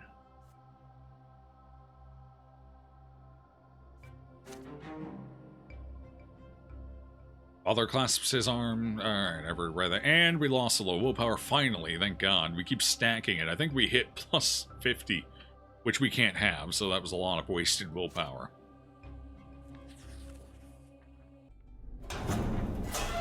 Word of the Magran Inquisition has little space for dungeons in which to detain and question suspects. Just a handful of underground cells with tiny windows and heavy doors. -5? Oh, -5's nothing. It's easy, considering we gain like 10 at a time. You and Jean are standing in one of them, facing a man accused of heresy. 2 days of questioning have yielded nothing. This man was distributing books containing a distorted version of the teachings of Isacius. The teachings themselves were intact, but the books also included comments that openly criticized the foundations of the old faith. Okay, so this is a new faith practitioner. To set up a clandestine print shop for such blasphemous books, one needs powerful connections and money. This could be your chance to track down a heretical sect of considerable power. The man is on a rack. Rope is wrapped tightly around his wrists, turning them a deep shade of blue. Jean has treated the prisoner with patience and mercy. She has forbidden the use of torture in an effort to prove to the man that his silence is pointless. You hear footsteps coming down the stairs. Inquisitor Ulrich enters the room. He has refrained from interfering in your investigation for 2 days, but it seems his patience is at an end. You and Jean welcome your mentor. With a curt nod, he walks past you and examines the man upon the rack. Slowly, he shakes his head. I see you are in need of my aid and guidance. Remove him from the rack and put him in a chair. You humbly do as he says, while Ulrich takes great care in selecting the proper tool for what is to come. When the man is finally seated, the Inquisitor steps closer. Sharp steel flashes, and the severed tip of the man's pinky falls to the floor. The man lets loose a blood-curdling scream. Father Ulrich severs the finger down to the knuckle.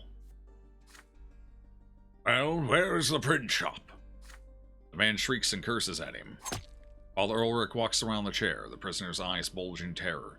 The Inquisitor removes the man's ear with a precise cut. The prisoner howls in pain, shivering, convulsing. Blood streams down his neck, forming a dark brown stain on his plain shirt. Jean is stone-faced as she watches it happen. Ulrich is utterly dispassionate, every bit as calm and calculating as before. This manner of corporal punishment is an everyday occurrence for him. The Inquisitor continues the torture, repeating the same question over and over again in the same tranquil voice. The prisoner will not stop convulsing, but he says nothing. When do we build the stakes? We already have. 10 finger joints now lie scattered around the floor of the room. Streams of blood trickle down the stone slabs. Ulrich reaches for a hammer. Finger bones are brittle. There is a crack, then a scream, then sobbing. The knees are next. The prisoner will not stop screaming. Between the howling and the tears, his lips are unsealed at last. He begs for you to stop. He will tell you everything. The print shop is in Selmina, a small mining town in eastern Magra. The prisoner tells you exactly where it is hidden. Jean writes it down. Father Ulrich walks over to a wash basin. He pours some water on his blood-stained hands, then carefully wipes them dry. He glares at you and Jean. Never pity a heretic. They deserve neither compassion nor your mercy. Sister Jean, finish him off. A lesser death is a fitting punishment for his crimes.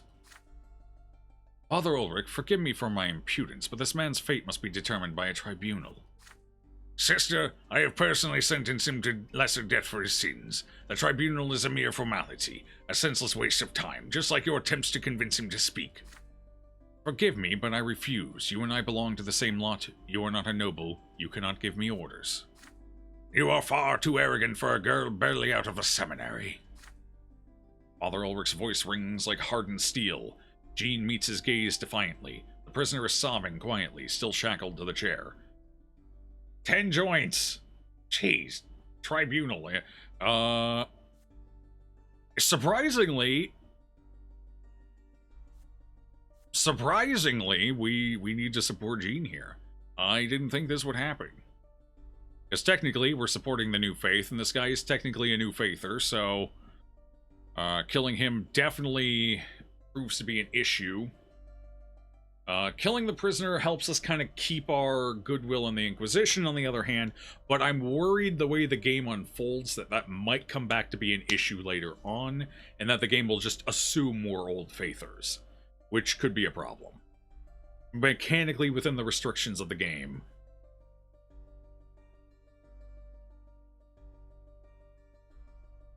Although your heart says one. Well, your heart says one because corn demands blood and milk for its flakes. And the Inquisitors come back to bite us in the ass if we don't support him. It's possible, but I don't think I think it's less likely, but it is a possibility. He will be a hurdle. We will have to figure out how to overcome him at some point, but I think we're kind of screwed to that anyway, because the way they're shaping him up, he's going to end up being a heretic himself. He's neither going to be old faith nor new faith. He's just going to kind of be a monster. So I think we're up against him either way, considering Jean is old faith and she's against him now. So something tells me we have to deal with Ulrich either way. I think he just ultimately becomes a problem that has to be dealt with. That would be my guess, but I don't know. The old dude can heck us up. It's true. So I think either way we're going to have hurdles, but I think one of them gets us where we're looking to go narratively better than the other one with more certainty. You vote 2 then? Well, that's everyone for 2, so 2 it is. You insist that the prisoner must face a tribunal. He might still end up dead, but at least this, it's giving the new faith a chance to argue for itself, so. After considering the quandary, you say that there is already a proper punishment for every wrongdoing. To carry out a sentence here and now would be murder, and such violence would be in defiance of your priestly lot. Father Ulrich stands erect, his gaze moves from Jean to you. Tell me, is your indecisiveness motivated by fear or pity? I advise you to consider which of these is more ruinous for an inquisitor. Remember this, the rules and laws of the Order were all written by men. We, however, fight those who seek to undermine the very law of the gods. Have it your way. A tribunal will decide this man's fate. Technically, the old faith we're following was also written by a man, if you want to get technical, but I guess we'll just ignore that for now. I guess we'll leave that for later conversation, I suppose. Your Sir Ulrichness. He leaves the dungeon. Okay, cool. You summon the acolytes to take the prisoner back to his cell. When you are done, Jean looks at you with resolve.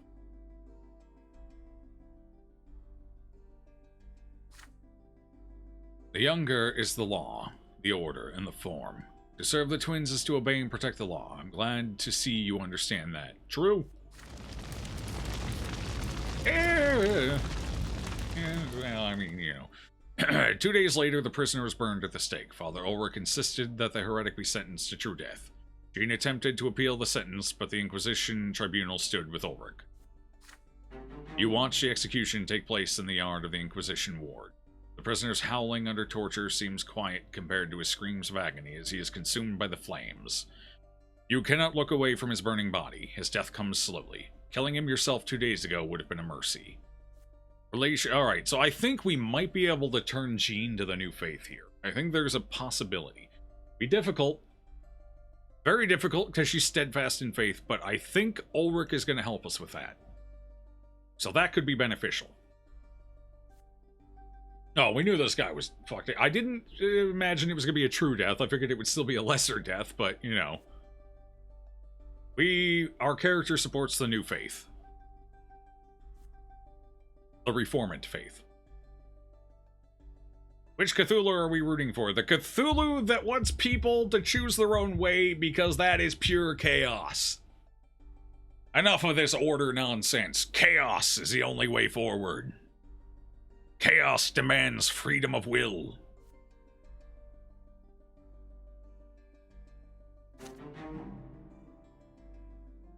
Hey, we gained some valor. Alright. We're still so middling in our stats. God. Alright. Joe has finally seen the light. Chaotic neutral Cthulhu. Pretty much.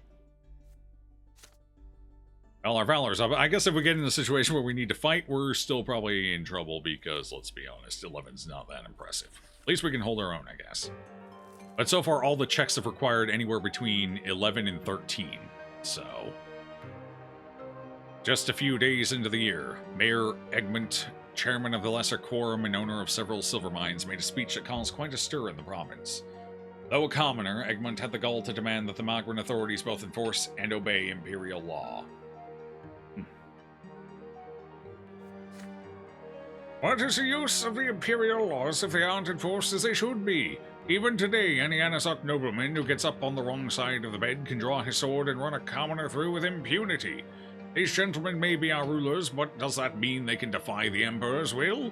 Sir Elborn has been appointed to enforce the rule of law in Magra. How come the prefect doesn't see this? We commoners aren't trying to seize the noble lot and take over the province, but the rule of tradition is a thing of the past. This is the age of justice. We may not all be equal in its eyes, but even the nobles and clergy must obey the law. The Magran aristocracy is furious with Egmont and demands that he be silenced, but the rich industrialist has too much money and too many connections to be dealt with so easily. You hear more and more rumors about secret societies of commoners appearing in the city, plotting against noble rule. The gentry fears that Egmont and his peers might be behind this, but they have no proof, at least for now. Father Lennart, abbot of the Temple of the Silver Tree and leader of the New Believers, supports Egmont and has spoken publicly in his favor. The twins themselves entrusted the noble estate with the right to rule over the common folk, but rulers must also care for their subjects. The old faith is mistaken. No commoner should ever be forced to suffer.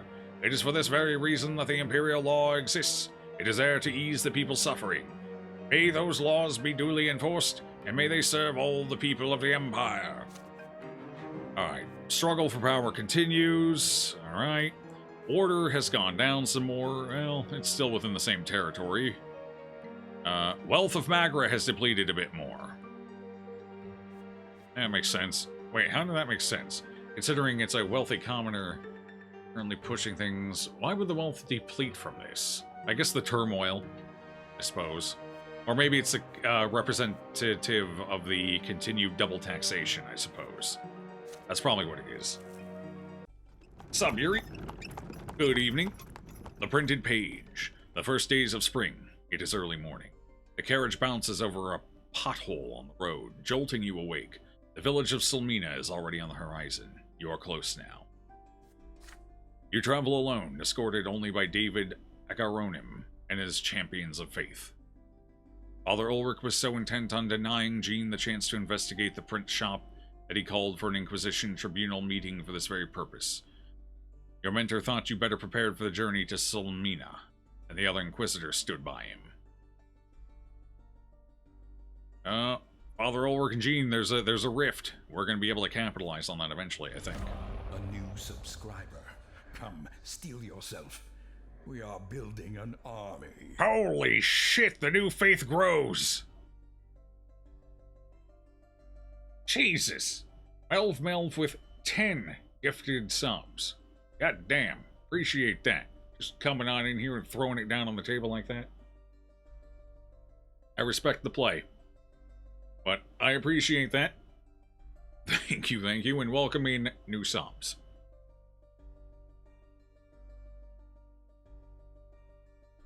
The menu in there, of course, is the menu for all subs who are first-timers. As Mike has pointed out, feel free to read through that and let us know. No pressure if you're not interested. Always remember, innocence proves nothing. Oh, God. Alright. The printed page continues. Furious as she was, Jean had no choice but to accept the tribunal's decision. She saw you off before your departure. Not one for affectionate farewells, she gave you a stern admonition instead. She chided me? I sided with her, and she's like, well, you know, I'm just gonna... You better do a good job, Butterball! You better get those heretics, Butterball! Fuck. Oh, we're actually gonna get to hear what she says. Fair enough. Remember, only the clergy may preach and interpret the words of Asatius. Such is our lot and the burden of the priestly estate. We are the ones who are educated and trained to guide laymen to the righteous path. A commoner or noble who expostulates on the twins is thus guilty of defying their lot, and should suffer at the foot of the shining pillar for all eternity. The books from this accursed print shop pose a grave danger to every member of the noble and common estate. I'm counting on you, Butterball. Make those apostates pay for what you've done. What? No, she did! That's exactly what I said. Called it. Fucking called it. She just used a lot more words than I did.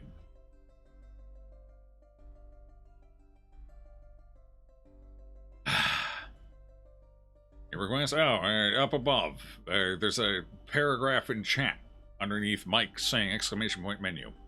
It's something we do for first timers. If you're interested, it's cool. You can come up with something. If not, well, it's a standing offer, so. Okay, the carriage shakes as it rolls down the bumpy Magrin High Road. You pass the time before your arrival by flipping through the pages of the book that started this investigation. It is a paper-bound tome, and so unusually light.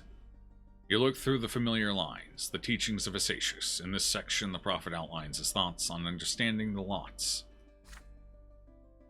And so the twins did descend upon the land. Clad in flesh, they walked their path among the living, and brought their word.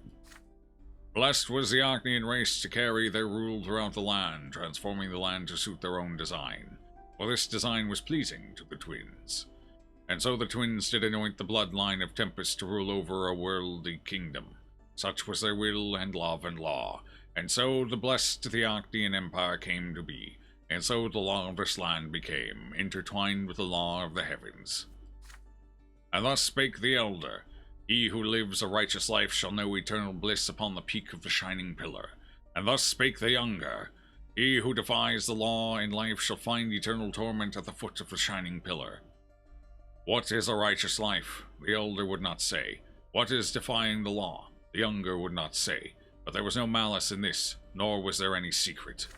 The twins named the blessed Archnean Empire their worldly kingdom, and thus, for all eternity, the shape and form of the empire shall be pleasing to them, and the laws of the empire shall be the laws as given to us by the twins. Thus do we all serve the empire, and thus do we fulfill their will. The nobleman serves with a sword, and rules over the other estates, for such is his noble lot. The commoner labors for the good of the Empire. Your eyes shift to the notes appended to these lines. Their author is unknown. Prophet Isacius, being the first disciple of the Elder, addressed the twins by their side. "What is your will?" he asked. "How does one live a righteous life in keeping with your law?" He was granted a revelation and given a reply. There can be no doubt that this is the truth, just as there can be no doubt in the doctrines that have guided the people of the blessed Archnean Empire to the peak for more than 1,000 years. But this answer was given to the prophet in a time when the world was unlike the world of the present. The Archnean Empire was surrounded by enemies on all sides, and many lesser races and civilizations lived among us. Powerful sorcerers fought to resist the will of the true gods, and the priests of false gods were corrupting the people's souls with their profane rites. This was an age when the Archnean Empire had no nobles of the mantle, nor any nobles of the human race, nor did it have any commoners to toil and labor and be ruled over for the good of the Empire. The Empire has changed drastically since the time when Prophet Isacius was given his answer. The Empire, its form, and its laws have all changed. And so our path of service to the Empire and to the twins must change as well. We must cast away the old answers. We must forget Isacius and the lots. It's a puppy. I'm the guy Joe always yells at. Well, sometimes you deserve it. Sometimes. The carriage comes to a halt. It is time to put the book away. Research the village. The locals are ready for your arrival. There are no women or children outside, only men. They casually lean on pitchforks and scythes as though they just happen to have them on hand. The miners remain close to their pickaxes and sledgehammers. Oh. They eye you with suspicion, waiting for you to act, and so you speak to them loudly. There is a print shop in this village. Where is it? The villagers do not answer. They only clutch harder at their mattocks and staves. Some of them reach for rocks. The peasants surround you on all sides. The champions of faith in turn reach for their swords. Captain Agaranim is ready to give the order to attack at the slightest provocation. But then you spawn a figure up on the hill. A man with a staff dressed in white. It is Father Leonard, abbot of the temple by the silver tree. He waves to you and walks down the hill. The crowd parts before him. "Brothers and sisters, have no fear. I am sure our guests from the Order of the Inquisition have come here with no ill intent. Please, good inquisitors, leave these people be. They were just trying to protect me. They don't realize that the twins' protection is the only shield I need. Come with me, my friends. I will show you what you seek." He guides you to a large house up on the hill. Inside are several printing presses. Young people dressed in white are tending to them, printing new pages, sorting them, and binding them into books. The print shop workers freeze in fear when they notice your black cassock and the silver seal on your side. "Do you see this, dear brother? These are all books that teach the new faith. There is neither heresy nor apostasy here. This is education, and the Patriarch of Magra has approved it." Leonard produces a scroll and shows it to you. "I, Cassius, Patriarch of Magra, hereby grant Father Leonard, Abbot of the Temple of the Silver Tree, permission to study and annotate the writings of the great prophet Isacius. For it is within that the lot of the priests to study the twins and interpret their will. Please understand this, brother. It is true that any layman may seek guidance from a priest, but no priest can guide every decision a person makes. For we are all endowed with free will. If the people learn more about the twins, it will be much easier for them to follow their will on their own, and chart their own path to the peak of the Shining Pillar." "Enough of this heresy. Only priests have the right to interpret the faith. So said Isacius. This is by your priestly lot your duty and your burden to bear. But you new believers now seek to compel laymen to shoulder this burden. They have been explicitly forbidden to bear it. You're just leading people straight to torment at the foot of the pillar, and you're saying this is how it's all supposed to be. Please do not be so quick to blame me and our doctrine. What you have just said is also an interpretation of the lots, Captain, even though you claim it is not your burden to bear. But I don't judge you at all. For anyone who seeks their love, it is only natural to seek an understanding of their law. The teachings of Fotis are not forbidden. The new faith is not a heresy, but a path to salvation. We will continue to preach our doctrine and look for other paths to the peak that have been rejected by the old faith. It saddens me to see that our teachings are still met with such fierce resistance from the clergy, even here in Magra, the birthplace of the new faith. Even when the patriarchs of Archnia and Astinia have acknowledged the truth of the new faith and preach its doctrines themselves. Captain Agaronim's brow furrows. He looks at you. It is your lot to judge matters of the faith. You are the one who must decide.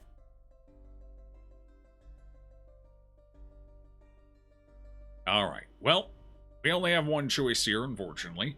Well, I mean, both of these are technically against what our character would do, so leave the books alone. I mean, the man is correct. Technically, everything is recognized. This new faith is legitimate. So, it is not heresy or apostasy. The Inquisition has no grounds to react here. At all. And even the Patriarch of the Old Faith has approved it, so there are no grounds for the Inquisitors to act in this scenario. Destroy the print run. We can't. It goes against our character's narrative. This isn't a reasonable choice. Burn books. They no make smart. Nobody in this world is smart. The books haven't helped.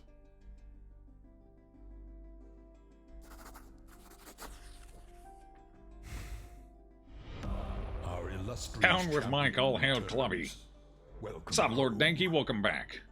Appreciate that Down 19 with months. Mike, all hail Clubby. Clubby does wear the crown these days. 1. Unfortunately, we need the books. We already made a promise to support the new faith. We have to support it. Do support Danky. Well, that's a turn nobody expected. After a moment of silence, you tell Captain Agaronim that Father Leonard is right. According to the priestly lot, any clergyman is free to offer interpretations of the sacred texts and provide guidance to his flock. This work has been sanctioned by Patriarch Cassius. The Inquisition will not stop these books from being printed and distributed. The more the commoners and nobles learn about the twins, the easier it will be for them to follow their paths to the peak. The captain frowns in displeasure, but accepts your judgment. While, with a smile, Father Leonard thanks you from the bottom of his heart. You have prevented bloodshed today. Yeah! Yep. Oh, but Ulrich might just murder us outright. He's kind of a monster. Upon your return, you tell Jean that the print shop belongs to Father Leonard. As a priest, it is his right and duty before men and the gods to interpret the sacred texts and the will of the twins. The print shop in Selmina will remain open. Jean raises her eyebrows, exasperated. Well, tough shit, Jean. The laws are the laws, the rules are the rules. Nobody broke no rules. The Inquisition can't do nothing. Aiding heretics will only serve to guide you into heresy, Butterball. Don't you understand? These people are delusional, and they're spreading their delusion throughout the world. They are guiding their flock straight to the foot of the pillar. The sooner the new faith is seen as heresy it is, the sooner we can begin to fight them. The more people we will save. I thought you understood that. Jean! Fuck! It's terrible to imagine all those people doomed to torment at the foot of the pillar, and now their suffering is on your head as well. Okay, well, I can live with that. Inquisitor Ulrich greets you with a stone face when he learns of your decision. Is there a stone in his hand? If not, I think we're okay for now. Those who show pity for heretics may one day become heretics themselves. You had best not show any indulgence to new believers in the future, Brother Butterball. Trust me, it won't end well. Oh. No, please no. Don't. Father Ulrich is now indifferent. Who gives a shit? I killed Grandpa, I'll kill you too. Via heart attack, probably. That's how I seem to kill people, heart attacks. Okay, alright, we're bringing it back in a little bit. We're bringing it, it's a tough one, but we're getting there. Inquisition power goes down, that's probably good. Tolerance of faith goes up, perfect, that all worked out. Whew. Okay. Brothers in misery. Your home has been much more peaceful for the last year. The fights between Stefan and Gloria are not as fierce now, but how long will this last? Your job takes up all your time. You see your parents and siblings less and less often. Sometimes you don't even know what they are doing while you deal with the constant stream of duties. Brother Butterball stressing out, and all these hearts. Yeah. Yep. Are stressing out all these hearts. Yep. Yep. I will take more. They will all just clutch and fall. This morning you head out on urgent business. You take one step out of the gate and run into a uniformed gendarme. Captain Linnet. Butterball Brante, your presence is requested at the prefecture dungeon. Taken aback, you ask what this is about. We have your brother Stefan and Nathan Brante in the cell. They were arrested last night at the Steiner's Inn. They asked us to send for you. This... Oh, easy! The cell... Are we good? We good? We're good. Alright, we're good. The cells in the prefecture dungeon are cold and damp. A guard leads you to the bars, and behind them you see Nathan huddled in the corner. Your younger brother is unshaven, more disheveled than usual and reeking of wine and filth. Near the cell you see Stefan grimly sitting in a chair. You guess that the gendarmes thought it best not to put him in the same cell as his low-born brother. Upon seeing you, Nathan lets out a whimper, and Stefan cracks a bitter smile. The sheath on your brother's belt is empty. There you are at last, Butterball. Have a look at our younger brother. Yesterday he got drunk in the company of some dubious fellows. They're commoners, yet they dared to surrender to pleasure. They started a brawl, wrecked the inn, and harassed the waitresses. As soon as I heard, I rushed to save this drunkard from shame.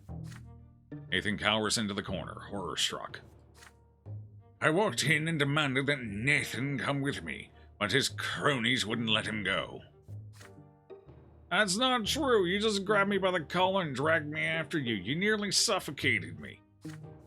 Shut your mouth, cur! So, brother, they seem to have some sort of sect. They all shouted defamations against the twin gods, and one of them grabbed me by the arm. I was forced to skewer this heretic with my sword. I hope a lesser death would teach him never to lay his filthy paws on a nobleman. He was just trying to talk to you, Stefan. Silence! These gendarmes barged in, and here we are. I've been accused of an unlawful murder. Apparently the new laws allow killing a commoner only if he attacks first or wields a weapon. They say that in the event of an insult, I'm supposed to file a complaint with the prefecture. So now they're going to seize my sword for a whole year. What a shame. It's all your fault, Nathan. Stefan gives the bars a furious kick. Nathan covers his face with his hands in despair. Butterball, brother, you are our only hope. Get me my sword back and get us out of here. And fast. We have to bury this sordid affair as deep as we can before anyone finds out. Save our family from shame. Aha! Oh ho! Alright, hold on, let's see here. What was this anyway? What we needed, our career had to be higher. Or our path of a nobleman. Blackmail the judge, path of the lawless, or spy network. Neither is high enough. We can ask father for help. We can refuse to help. Or we can take them to the Inquisition. Ah, jeez. Alright. We have an option. We have 3 options. Any of these 3 are reasonably viable. 2, 4, or 5. 2, 4, or 5.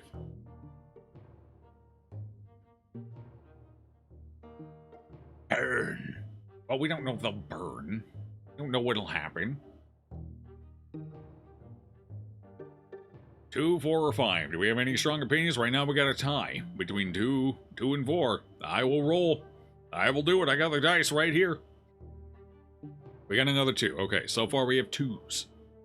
Oh shit, we tied again. We have another 4. We have a tiebreaker. The dice is ready. The die is always ready to be cast to determine the fates. 2. Alright, we have another 2. So the tie is broken. Alright. 4. Fuck. 4, 2. We still have a tie. Oh my god. Still tied. Yep. Oh, we got another 4. Okay, so 4 is now in control. Whew. Okay, the dice does not... We have a 1. 1 is not even an option. 2. And we're tying again. Okay. Alright, I see. I see. Alright. Okay. I'm rolling. It's an even. The first option wins. That's intense. It was an 8. Evens or heads. Take them to the Inquisition. Well, we might just get both of our brothers killed. Or maybe it's okay. Maybe it turns out just fine. Maybe it's all right. Maybe. You produce your Inquisitor's medallion and show it to the guard. Gendarmes. Your brother's case involves heresy, you explain. Hence, it must be transferred to the Inquisition without delay. But Inquisitor Brante, we saw Sir Stefan run the man through right before our eyes. The law says... You glare at the gendarme captain. Is Leonard questioning your authority, or does he wish to compel the Inquisition to take a closer look at all the prefecture's cases? Distraught, the gendarme nods obediently and unlocks the cell. The elder brother takes the younger by the scruff of the neck and pulls him to the door. Nathan staggers and shuffles along limply. You march after them, Stefan's sword in your hands. Family is for chumps. Joe, we gotta run out of family. Your brothers are free again. Stefan sheathes his sword reverently. Oh no, we're breaking the rules. Oh shit. We're using our... This is called corruption, chat. But it was for family, and family is our main goal here. It was our first choice. Family, and then new faith. Those are our two main goals here. Stefan sheathes his sword reverently. I knew I could count on you, Butterball. Not even a priest's robes could make you forget that our family's honor is always paramount. We corrupt, hooray, a little bit. With a grim air, you agree. In order to rectify the situation, you had to take advantage of your office. Sooner or later, the city's clerics will become aware of it. Your abuse of power will inevitably harm the Inquisition's authority. Actually, that kind of works out for us in two regards. Oh, because the Inquisition, as of right now, is definitely a tool of the old faith. So this kind of worked out for us in a weird, twisted kind of way.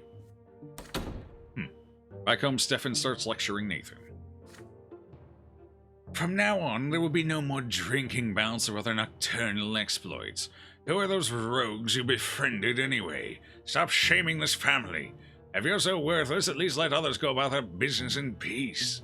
Do you understand, you blockhead? Oh, Nathan's just confused and without direction. He needs help, not admonishment. Nathan remains silent, staring despondently somewhere above him. You interrogate Nathan yourself. You have to ascertain whether he is really keeping company with heretics. You ask Nathan who the people he was drinking with at the inn were, and what they were teaching him. They weren't teaching me anything, Butterball. We just decided that it was high time we stopped incessantly restraining ourselves and did whatever our souls asked of us. Oh, he's a part of the... Oh, dear. He's a part of the Nihilists. He's joined the Nihilists. I mean, I kind of saw this coming, but... I figured maybe we would have more control over whether it happened or not. Alright, so technically there's a third official religion. This one is more heretical and is not approved, unlike the new faith. The Nihilists, who believe the only thing that matters in your path to the pillar is doing whatever your soul demands. It's basically nihilistic and very pleasure-focused. Indulgence, if you will. So, interesting. A soul. That is exactly what Nathan should be thinking about. You sternly expound the dangers of such insolence to your brother. Surely now that he has been behind bars, he would not wish to end up in the dungeons of the Inquisition.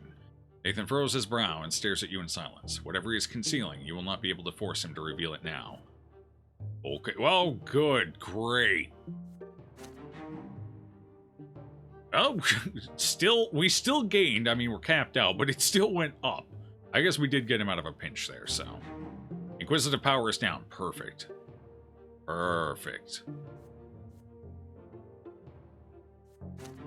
Scheming. Hey, our scheming went up. Cool, we finally have a stat getting close to a point we actually need it. We need 13, at least 13 in something. Right now, we're at the point where we can't make any stat-based decisions because we're too low and middling on everything. Except for diplomacy. Diplomacy is our one big one. But so far, we haven't had a lot of room to utilize that in the priestly storyline. Unfortunately.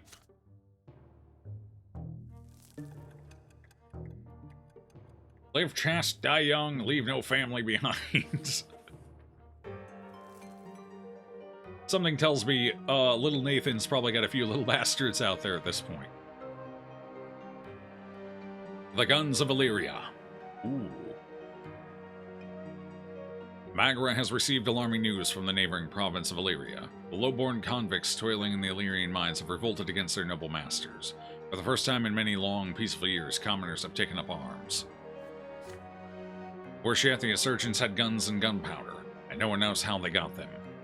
I know how they got them. Might be a little Sophia action going on over there. Gunpowder weapons were banned throughout the Empire as soon as they were invented. The lords deemed firearms dishonorable and unfit for the nobles. Even Legion soldiers are forbidden from using them. But now gunshots were echoing through the mutinous Illyrian mines. The Imperial Legion was deployed to quell the riot. The Legionnaires slaughtered the rebels without mercy. And the uprising choked to death on its own blood before it had even begun. The south of Illyria is now a forest of gallows. The convicts' corpses were left swaying in the wind as a warning to any commoner who might dare take up arms. Although the rebellion quickly succumbed to the Imperial military's onslaught, many Legion soldiers and officers were slain by the insurgents' firearms. Their steel armor was no match for bullets. The rioters' weapons were destroyed in a public ceremony, but no one knows who built or smuggled them into the mines. All Imperial overseers soon issued public reminders in their provinces. The punishment for owning a gunpowder weapon is true death by execution. But the Empire is still restless, still anxious. Somehow guns found their way into commoners' hands, if only for a short time. Could gunpowder and lead one day endanger the old ways of the Empire? Probably. Authorities of Magra fear that unrest may soon spill over here. Due to the double tax, peasant farms and industrial manufactories are facing harsh times. The province's wealth is steadily declining. But the discontent of the commoners is still held back by the eternal law that demands they accept their suffering. Oh, good! We're running out of money. Miracles and Wonders. You have not had any serious cases since the investigation of Father Leonard's print shop and the Latari Society. The only matter that currently warrants the Inquisition's presence in the province is the ongoing struggle between the old faith and the new. Did Abbot Leonard lie to you about Patriarch Cassius's heresy? There is a knock at the door. Father Ulrich has left the province for now, so all petitioners are coming to you. You set your thoughts aside and focus your gaze on the visitor. A middle-aged nobleman enters your office. His jacket is decorated with large sewn-on beads. He states his name, Carl El Capo, claims to have run afoul of magic. Sir El Capo owns a village by the name of Gracinia. The harvests there are abundant, and all plants and trees take root with amazingly success. The villagers claim it is a blessing from the twins, but Sir El Capo thinks otherwise. The nobleman claims that Sister Ariadella, the village priestess, is a witch. People have seen plants and trees blossom and bear fruit at her touch, here in barren Magra, with its lifeless soil. A pious man, Sir El Capo does not want to shelter a witch who corrupts his property with her ungodly sorcery and feeds its cursed fruit to his men. You carefully write down the nobleman's every word and leave for Gracinia at once, escorted by a squad of champions. Even from the high road, the village is striking. The trees, the grass, the flower beds, it's all green. Only nobles can afford such luxury in Anasat, and they import fertile soil for their gardens at great expense. You grew up among greenery, but your family garden had nothing this green and lush.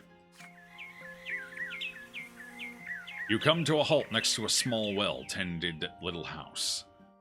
A tall, slender, young woman dressed in a black cassock comes out to greet you. This can only be Sister Ariadella. She looks at you, her eyes the brightest shade of emerald green. Oh, shit, she is a witch. Bright shades of color in the eyes, whether blue or green, means magic. Greetings, Inquisitor. Please come in. Off to bed. All right, Melv, enjoy your rest. As unexpected as your visit must be, the young woman shows no fear whatsoever.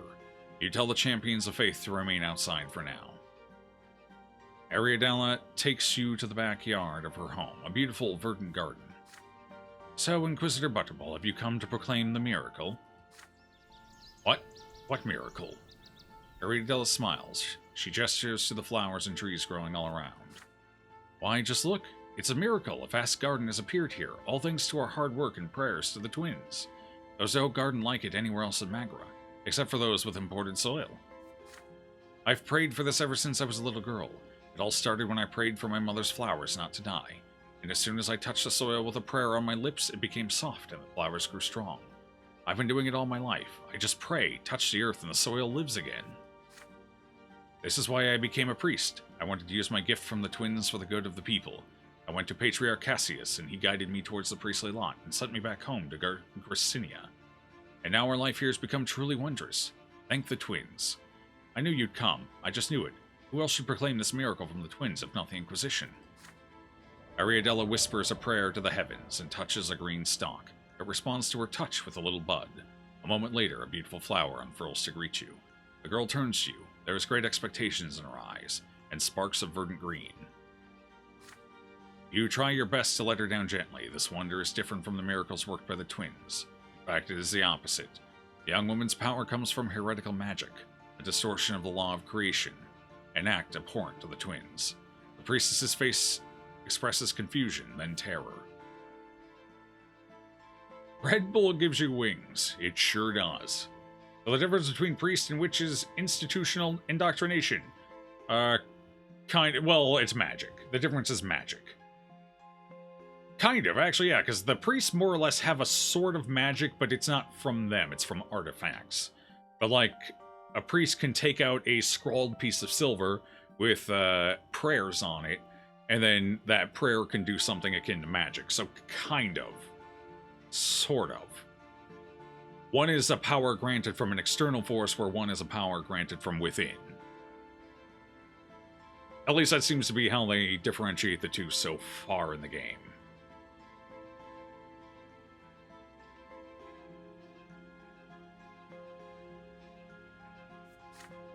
How can you say such a thing? My power comes from the twins, I know it. I serve them. I bring their blessings into this world. I was guided to the priestly lot by Patriarch Cassius himself. He couldn't have been mistaken. He'd never lie to me like that. You are not yet ready to say why the Patriarch would do this. But as for Ariadella herself, she must be collared and sent to the House of Humility, where all witches and mages of the Empire belong. There she will be stripped of her lot and her free will, to serve the Empire and its people as an instrument of the Church. The priestess is shocked. She cannot move. Tears begin to stream down her cheeks. No, you can't do this. How? Nothing will grow in Garcinia without me. This village, it will die, and my entire garden along with it. The young woman falls to her knees, weeping. She folds her arms across her chest and begins to mutter. You can barely distinguish her words between her sobs and tears, but eventually you realize that she is praying. Although she believed herself to be a holy woman, Ariadella was in fact transgressing against the divine law. She must be punished, so saith the younger.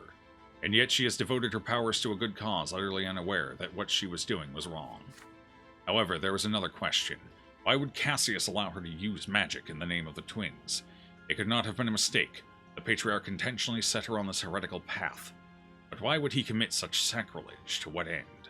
Perhaps Father Leonard's report was not unfounded, after all. The time for pondering is at an end. You must act. Ariadella's fate is in your hands.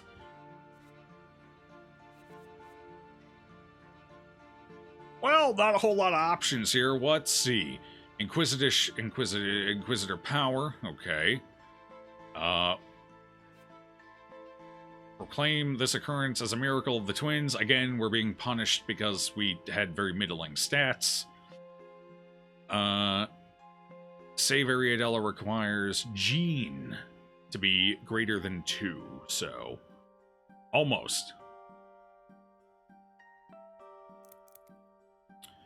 Have Ariadella executed, our only option. Fire shall... This isn't a good... Alright, so this decision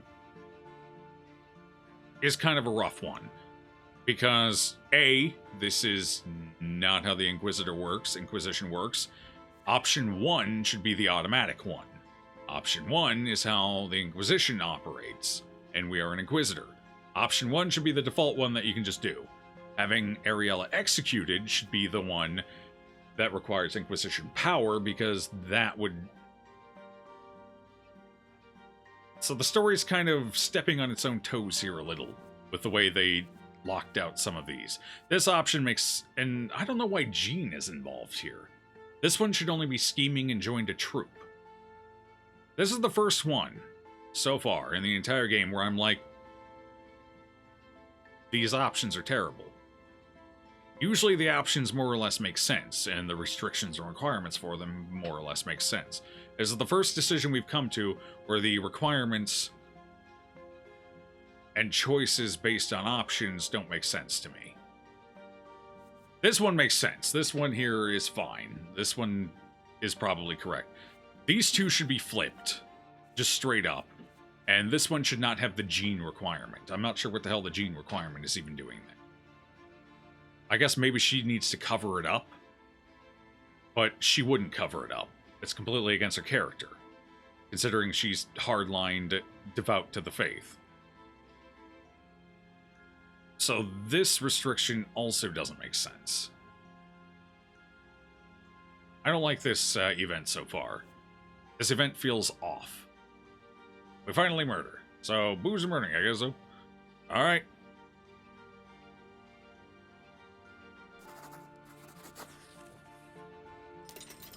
You leave Ariadella to weep in her garden and shout for the champions of faith. Shackle the girl you say you are taking her to Enizant to be executed.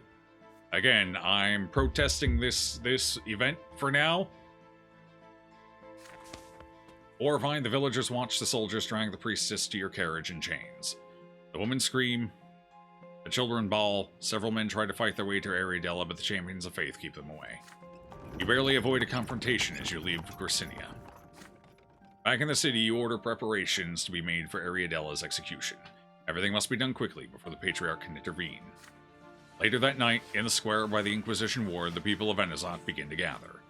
They say nothing. They are here to watch the ritual purging of corruption from this land.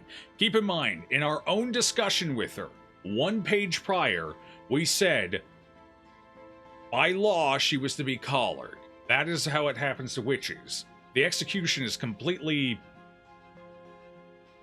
I don't know, it must have been a mistake by the developer's part. They must have had the wrong thing selected for the wrong area. I would have to say, like, it doesn't make sense otherwise.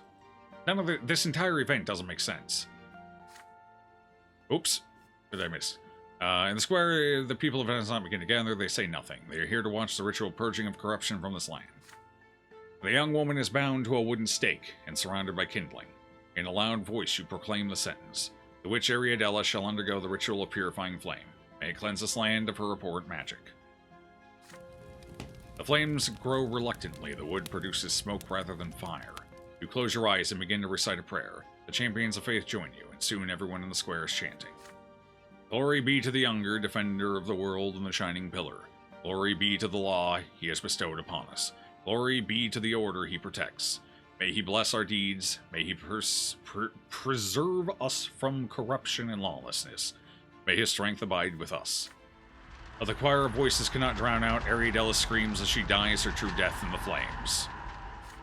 You hear a distant cry. Several priests run up to the pyre. Cassius is among them. The Patriarch is panting, drenched in sweat. Stop this! End this now, I beg of you! It is too late. Ariadella screams no longer, her body limp at the wooden stake, consumed by the blaze. By the light of the dancing flames, you swear you see tears in the Patriarch's eyes. One of the priests put an arm on Cassius's shoulder. We should leave, Cassius. There's nothing else we can do. The Patriarch leaves the square, his head bowed. The crowd disperses, the fire dies down. Sir El Capo returns the next morning. He has come to thank you. The Inquisition reacted so swiftly to his report. He is impressed by your resolve in dealing with his evil.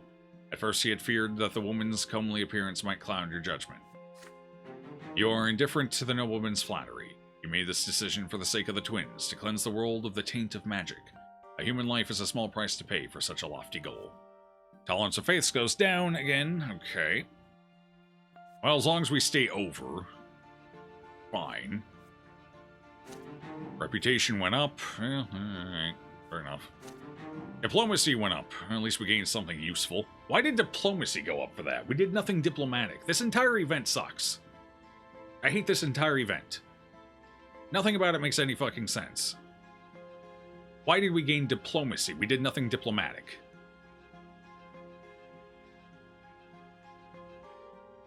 This whole fucking event is weird. I hate it. It is a blemish on our good narrative. I guess if you are too dumb to do other things, you choose this. if you are too dumb to do the other things you chooses. Well, I mean, the story doesn't make sense in general. Like, the Inquisition shackles, collars, and sends to the humility. We don't just outright burn them. Unless they resist. She did not resist. There was no tribunal involved. None of this makes sense with the way the story has established itself. And none of the options fit our character's narrative to date. Like, the entire event was just shit. That's the first one of the game that I have not been... That's what a proper Inquisitor should do. Not according to the story. According to everything we've seen in this game, an Inquisitor shackles magic and takes them to the House of Humility. That's the whole point of the House of Humility. That's the whole point of the shackles. And that's what our character said was going to happen to her when we first talked to her. Our character, the Inquisitor. That's the whole point. The story flipped itself on its head for no reason. And the Inquisitive option was also... The whole thing is at odds with the story.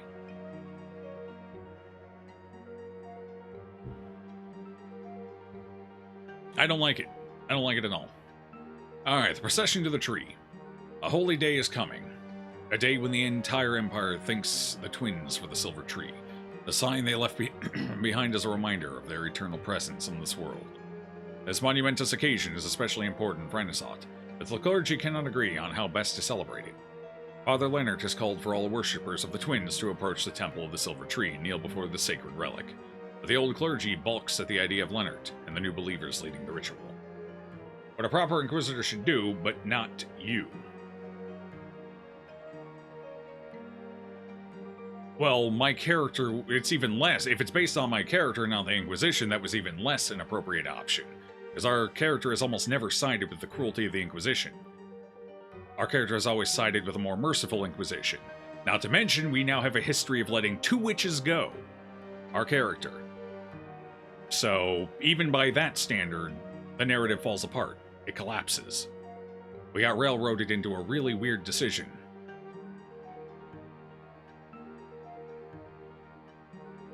I'm just saying, that was a pretty bad event, all in all. Like, the entire story collapsed on its head in that one event.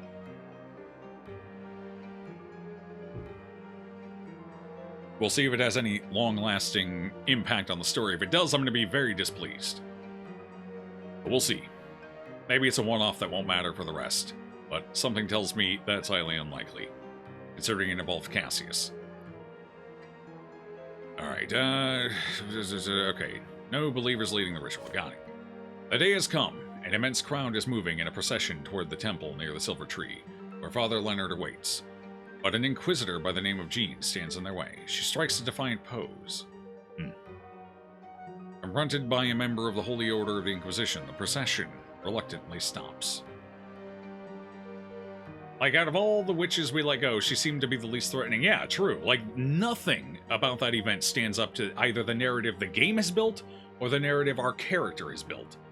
None of it matches. It was a completely out of nowhere railroad into a weird decision that doesn't fit anything so far. It was a pretty bad event. And the worst part is it's a very important event too. So I don't like that at all. It feels bad. It does. We've invested this much time into building a character, into building an idea of what that character is, being told what the story in the world is around that character, and then in one event, all of that gets shattered. And the suspension of disbelief comes crumbling down. It's pretty bad.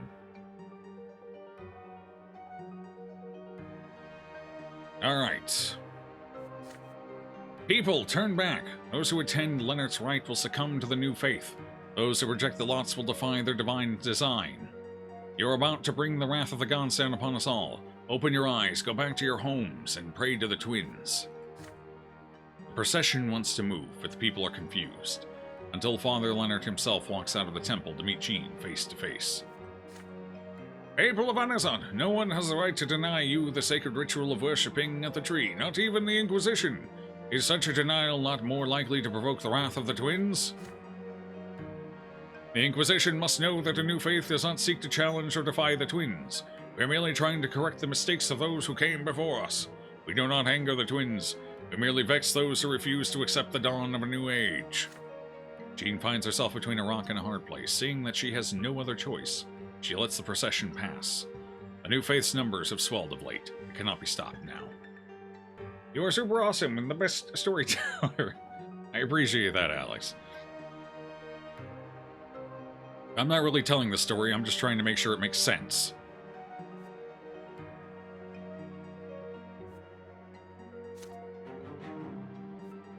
Okay. Well, at least that's going in the right direction, if nothing else. There might be a chance to rectify what happened in that event anyway, we'll see. It definitely was a setback in the wrong direction, though. I'm going to go ahead and say that.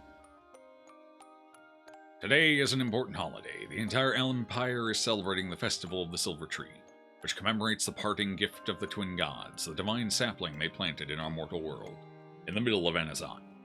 The families of the city spend the day in peace and quiet, contemplating the divine roots that join together all people, their bloodlines, and the entire Empire. You're expecting a shambler now. Well, you never know. Mother always oversees this holiday. The day before the festival, she seemed to have shaken off her usual apathy and engaged in preparations with excitement. It was as though her illness has loosened its grip. Mother gathers the entire family for the holiday meal. Father is in high spirits today, sharing jokes with you and Nathan. Stefan is trying to suppress an atypical agitation. Gloria is the last to join you at the table. She is wearing new breeches with high stockings and a yellow vest. Gloria, you're wearing men's clothes again. No, Mother, I'm wearing clothes women are forbidden to wear. Father gives Gloria a stern look. Stefan rolls his eyes but says nothing. Suddenly, Nathan speaks up. A few days ago in the market, I saw a grocer dressed as Overseer Gaius Tempest. He had a huge carrot for a scepter. He got a sound drubbing, of course, but until then it was quite a hoot. Everybody laughs at the ridiculous story, relieved. Even Gloria has a smile on her face when she sits down. The feast commences. Your family finally feels warmth. It wasn't so long ago that the four of you couldn't ever reach up to this table. The first word you said, Gloria, was gimme. Nathan used to cling to my skirt all the time, almost tearing it, and you, Butterball, you couldn't talk at all yet, but your piercing stare was so expressive. It felt as if you were talking to me. Mother looks at Stefan and suddenly grows quiet. When I met Stefan, he was already 3 years old. He was so serious and a smooth talker to boot. I remember that he had a music teacher, but he was too shy to play in front of me, so I used to listen from the next room. Stefan's face twitches. Your elder brother rises and moves to the old harpsichord. His fingers fly gracefully over the keys. A melody fills the house, melancholy and sweet. The last note lingers in the air, then silence falls. The family is awestruck. Words fail you all. Who wrote that? A nobleman from the capital between drinking a glass of wine and beating a servant? Your sister's cutting remark puts an end to the warm, cozy atmosphere. Stefan calmly turns to face her. No, it was I who composed this piece of music. It's called Mother. Mother rises to her feet. She would have needed help to do this just recently, but now she treads unassisted towards Stefan and draws him close. Stefan puts his arms around his stepmother's waist, then detaches himself awkwardly. May the twin gods bless you, Lydia. This is a strange turn of character for Stefan. Surprising. I wonder if this has to do with the fact that... I wonder if this event is based off of our, Unity. I wonder if Unity affects it. Interesting. Gloria considers this scene with thinly veiled fury in her eyes. What? Of course, highborn nobles like Stefan are made for the arts. They're the only ones lucky enough to have a soul and experience inspiration, unlike us, the lowborn. We aren't supposed to feel anything but suffering, let alone express it in poetry. Everyone notices that Gloria is clutching pages filled with writing, her poems. Your sister casts a mournful glance at the family, and her eyes rest on you.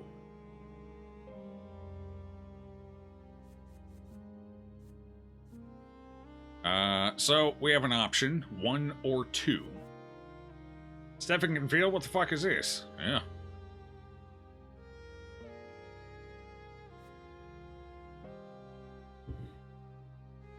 Three is not an option. 3 goes against our character's narrative so far. We gotta make sense of the story. 1 or 2? 1, 1. 4 is not an option, Danky. Actually, I'll make 4 an option. 4 is me shutting down the stream for the evening. It is getting kind of late. 1, okay. 1, 1, 1. Alright, looks like 1's gonna take it. 1, 1. Alright, there you go, Danky. There's an option. Gloria's a bitch here. I mean, to be fair, she's got a pretty good reason to be a bitch at this point. I'd be a bitch too if I were in her shoes. Admittedly, it's a little, well, time things build up and yeah, no, it makes sense.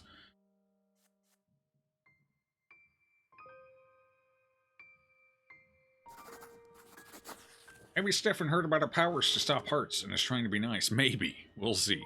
You rise from your seat and speak. In your speech, you wholeheartedly support your sister. Gloria had the misfortune to be born a commoner, but she is still entitled to express her feeling. Why is Stefan the only one who has the right to delight Mother with his creations? Every member of our family should be equal. But what about her lot, son? Gloria is permitting herself to practice a noble activity, thus breaching the divine order. You softly explain to Mother that times have changed. Nowadays, art isn't just a pleasure for the nobles. It's also a trade plied by many commoners. More and more low-born tradespeople are taking up the pen and ink rather than the hammer. This is now their labor and their suffering. Mother lets out a heavy sigh but yields to the onslaught of your inspired speech. Emboldened by your support, Gloria steps into the center of the room. Her eyes are fixed on Father. A stranger and a bastard I am called, but still I long for you to say that I am yours and melt the icy cold that burns within my heart both night and day. My mother and my brothers all are near, but I feel cold as though we were apart, ashamed yet still compelled to make you hear. I long to hold you closely to my heart. I am a stranger, 'tis my only crime. Forgive me, oh, but mercy is forbidden. I hope you'll see, if not forgive, in time my bitter love, both joyous and well hidden. Father stares at her in bewilderment. Gloria seems like she only played Lords of the Fallen. Maybe. Gloria, I... Stefan springs to his feet and leaves for his chamber, slamming the door behind him. I don't feel so well. Nathan, son, please help me to my room. Mother leaves the room, leaning on Nathan's arm. The celebration is cut short. Well, yeah, well, we kind of knew that was coming now, didn't we? Unity has gone down, well... Oh, that's actually surprising. I guess the Unity option would have probably been to let Mother choose, but... Okay, fair enough. Or Mother to calm the situation down would probably have been it. But I think we might be able to turn this around eventually. Eventually.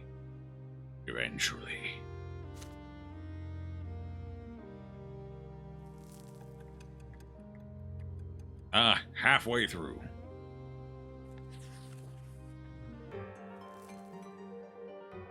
The Emperor's heir in danger.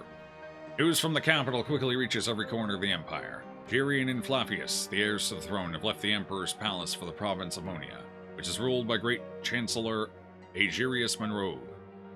The Great Chancellor has accused the Emperor's court of harboring malefactors, conspiring against the Imperial heirs. This is why he has offered them shelter and safety in his own impregnable citadel. The common people are particularly worried by the news. They take it as a sign that the Chancellor is seeking to solidify his power by holding the heirs hostage. If this continues, Monroe could coerce the Emperor into revoking the Imperial law, thus depriving the common estate of any and all rights. All hope for reform in the Empire has vanished. From farmer to rich industrialist, the commoners are growing desperate. In your province, the authorities are trying their best to put the people at ease. The Magistrate of Anisot makes a speech from his balcony to the excited crowd below. Ramiel Vernon. Trust in your Emperor, good people. The Imperial heirs are the future of the Great Tempest Dynasty. The Emperor has made the wise decision to send them far away from the scheming court. Great Chancellor Monroe will take good care of them and keep them safe. All glory to the Empire. All glory to the Tempests. Uh-huh. Okay. Wealth of Magra, misery and devastation. The wealth keeps plummeting.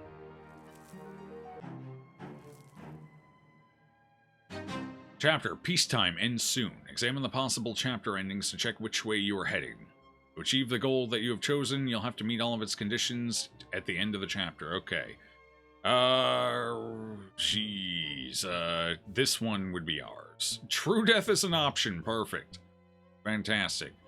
Alright, so this is the ending. Oh, maybe this isn't the one we're going for. Which one are we aiming for? 10? Well, we have no chance in hell of getting to that one anyway. Death's less than 2, Shadow of the Will. The will until the very end.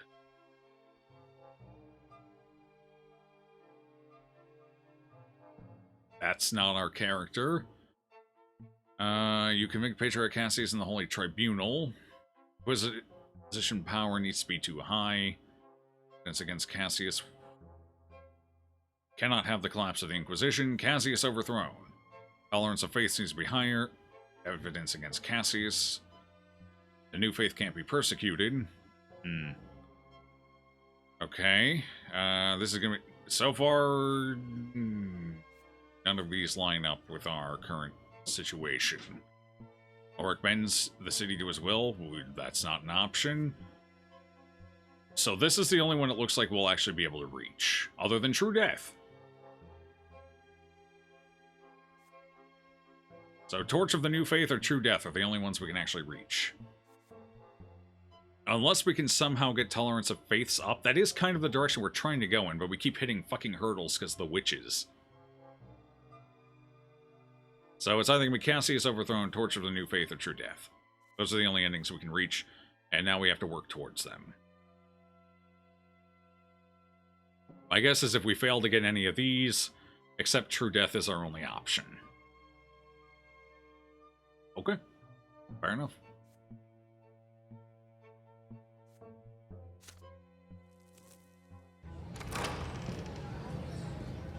Since the incident with the priestess, Ariadella, Patriarch Cassius has mostly retreated from the public eye and stopped preaching. A coincidence? No one can say for sure. Not all witches and mages resemble the pious Ariadella.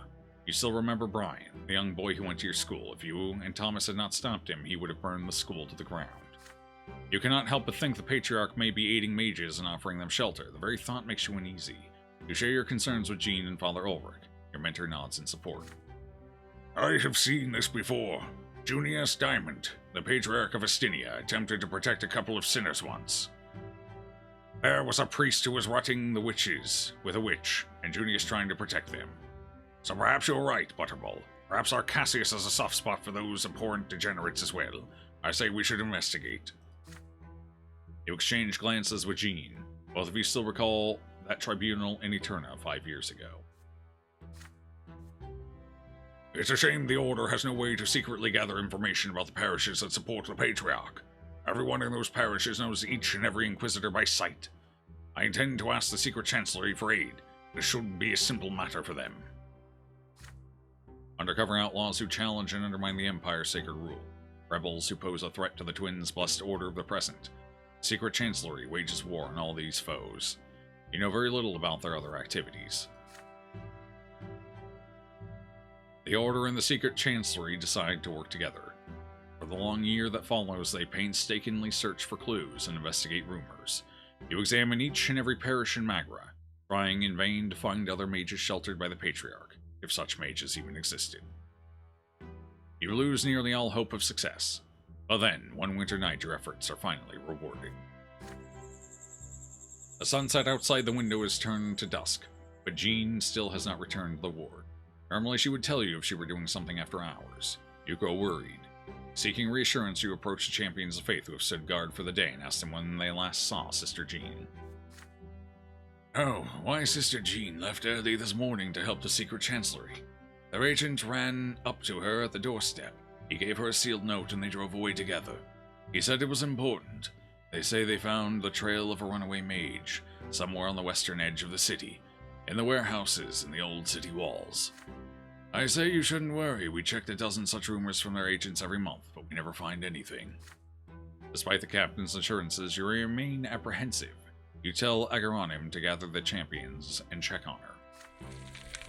You go to the western edge of Anazat. There are almost no residential buildings. They are just ruins and workhouses.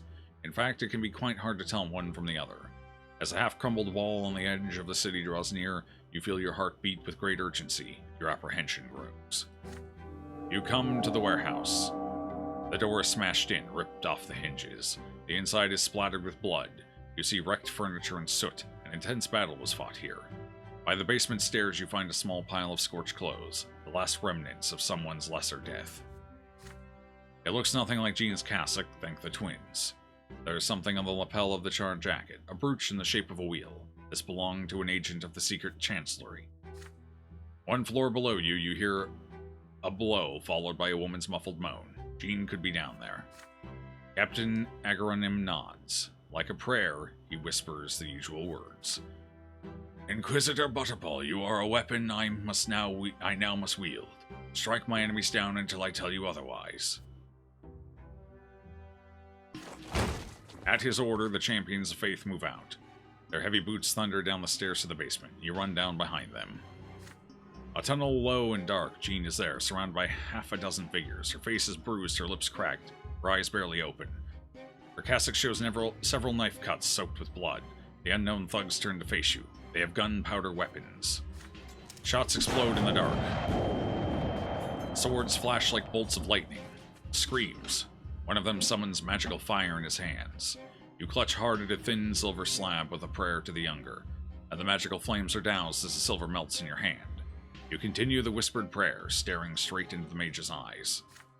At this moment, in this place, it feels easier than ever to invoke the younger's ruthless law. The mage glances around as the champions of faith push the outlaws back despite the flurry of explosive shots. The rebels' weapons are too slow to reload, and in close combat, they are clearly weaker. The mage turns tail and runs away down a long, dark tunnel. You glance back at Jean. Blood still oozes from her wounds, but more slowly now. Her head has fallen on her chest, her eyes are closed. Alright, we have two choices. Chase the mage or heal Jean. Four? Okay.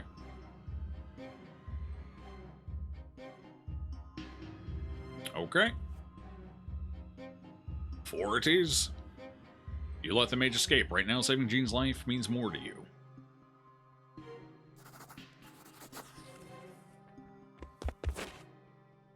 You rush to Jean's side, dodging the slashing swords and swinging wooden clubs. A bullet hits the wall next to you, throwing a cloud of stone dust in your face. You take the silver encircled cross from your neck and touch it to her wounds. May the Elder grant you the power to heal them. The wounds flare with a blinding white light. The bleeding stops. The bruises and cuts on her face fade away. The blessed silver in your hands was the price of a faith sacrifice. A moment later, the holy symbol melts into a white glow. You untie Jean from the chair to which she was bound. She opens her eyes, nods to you, and faints. The fight is over. The champions of faith are victorious. You take a few moments to fashion crude stretchers out of nearby wooden planks and rags, then leave the bloodied warehouse, carrying out your wounded. Then, one by one, you drag the cutthroats out of the basement. The secret chancellery men finally arrive, too late for the fight, and stuff the thugs into inconspicuous windowless wagons. Is Patriarch Cassius involved in this? You can only hope you will learn the answer soon enough. Jean regains her senses as you leave the western outskirts of Anazat and enter the Temple District. Butterball, did we catch the mage? You shake your head. Jean closes her eyes and remains silent for the rest of the trip.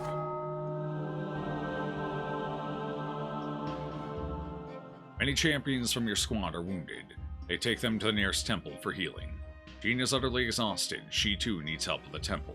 She catches the arm of your cassock from out of the stretcher. Sounds scary. Yeah.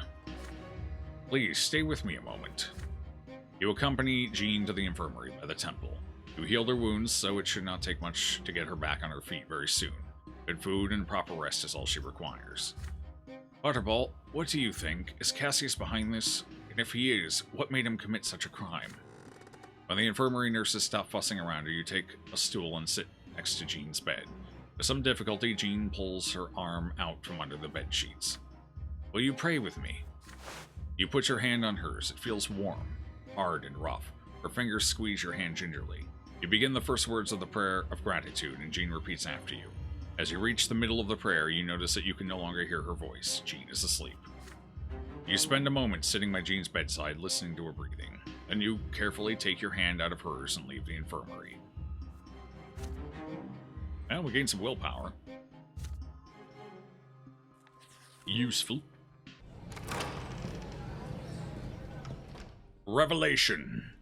It has been several months since Jean was rescued from the insurgents. Actually, hold on. You know what? This might be a good spot to call it for the evening. We're roughly halfway through, and this was a double, so we can deal with the second half next week. Which might be the last half, because right now we're looking at a tough time getting any of the appropriate endings. So we'll have to see.